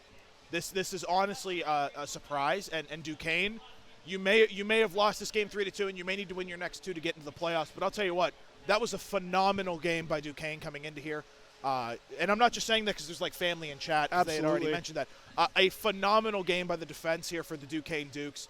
The Colonials were able to get it done in the end, able to get a couple goals on the board, and just enough to squeak out that win here at the Clearview Ice Arena. I'll tell you what, Norman, we're ticking over to about 11 p.m. here at Neville Island, so we are probably going to be wrapping this up shortly if there isn't anything else to be discussing. But we might be able to pull up the Duquesne schedule real quick. Perhaps here. What do we have? So they're either going to face – okay, so they'll face either West Virginia or Duquesne on February 18th at the Gilmore Academy Arena. RMU will be the number 3 seed, so the top 6 make playoffs, 3v6, 4v5, and then 1 and 2 have first-round byes. Semifinals on Saturday, championship on Sunday. Duquesne plays John Carroll on Friday and then Kent State on Saturday. So they have a good opportunity. Both teams not up in the Power 25 or up in the just power rankings in general, close to RMU, at least not that I can remember. I don't have the rankings in front of me, so don't hold me against that. Again, a huge thank you to Ed Major Photo in chat. Thank you so much for all the stats that you're providing for us. This stuff gets a little confusing when we're trying to call the game. And thank you for correcting me on your name. It gets rough with some of the players, let alone some of the people in chat that I try to glance over and get real fast, but I was not close enough. And I mean, what are you going to do when you have Evan Koprivnikar on the other team? What hey, are you going to do? That was pretty solid that you looked that up. I mean, I had to. I looked at the roster when I have no idea. I got that one like Czechoslovakian name a couple of streams ago, but I mean, I couldn't get that one. That was close. I had to put that into like 6 different syllables. All right, everyone, that's going to wrap it up down here at the Clearview Ice Arena for the final home game of the regular season. Norman, always a pleasure. Nothing I'd like but to smiles. Thank the crew and the staff for helping us out all season. It's been a great time. I thought we put on some great shows, and it got better every single week that we came out here and did this. So huge thank you to everyone involved, and we will talk to you maybe in the playoffs. Maybe we'll see if we go to an away game. Stay tuned to the RMU Campus Rec Twitter to find out where our next streams are coming from. We stream all club sport games, most club sport games, at least 1 or 2 a week. So stay tuned to the Campus Rec page. We'll let you know whenever we're streaming. And that's going to wrap it up for down here at the Clearview Ice Arena, Neville Island. I'm CJ Buckeye. Next to me, Norman Riffner. We will talk to you next time, everyone. Have a good night and stay safe.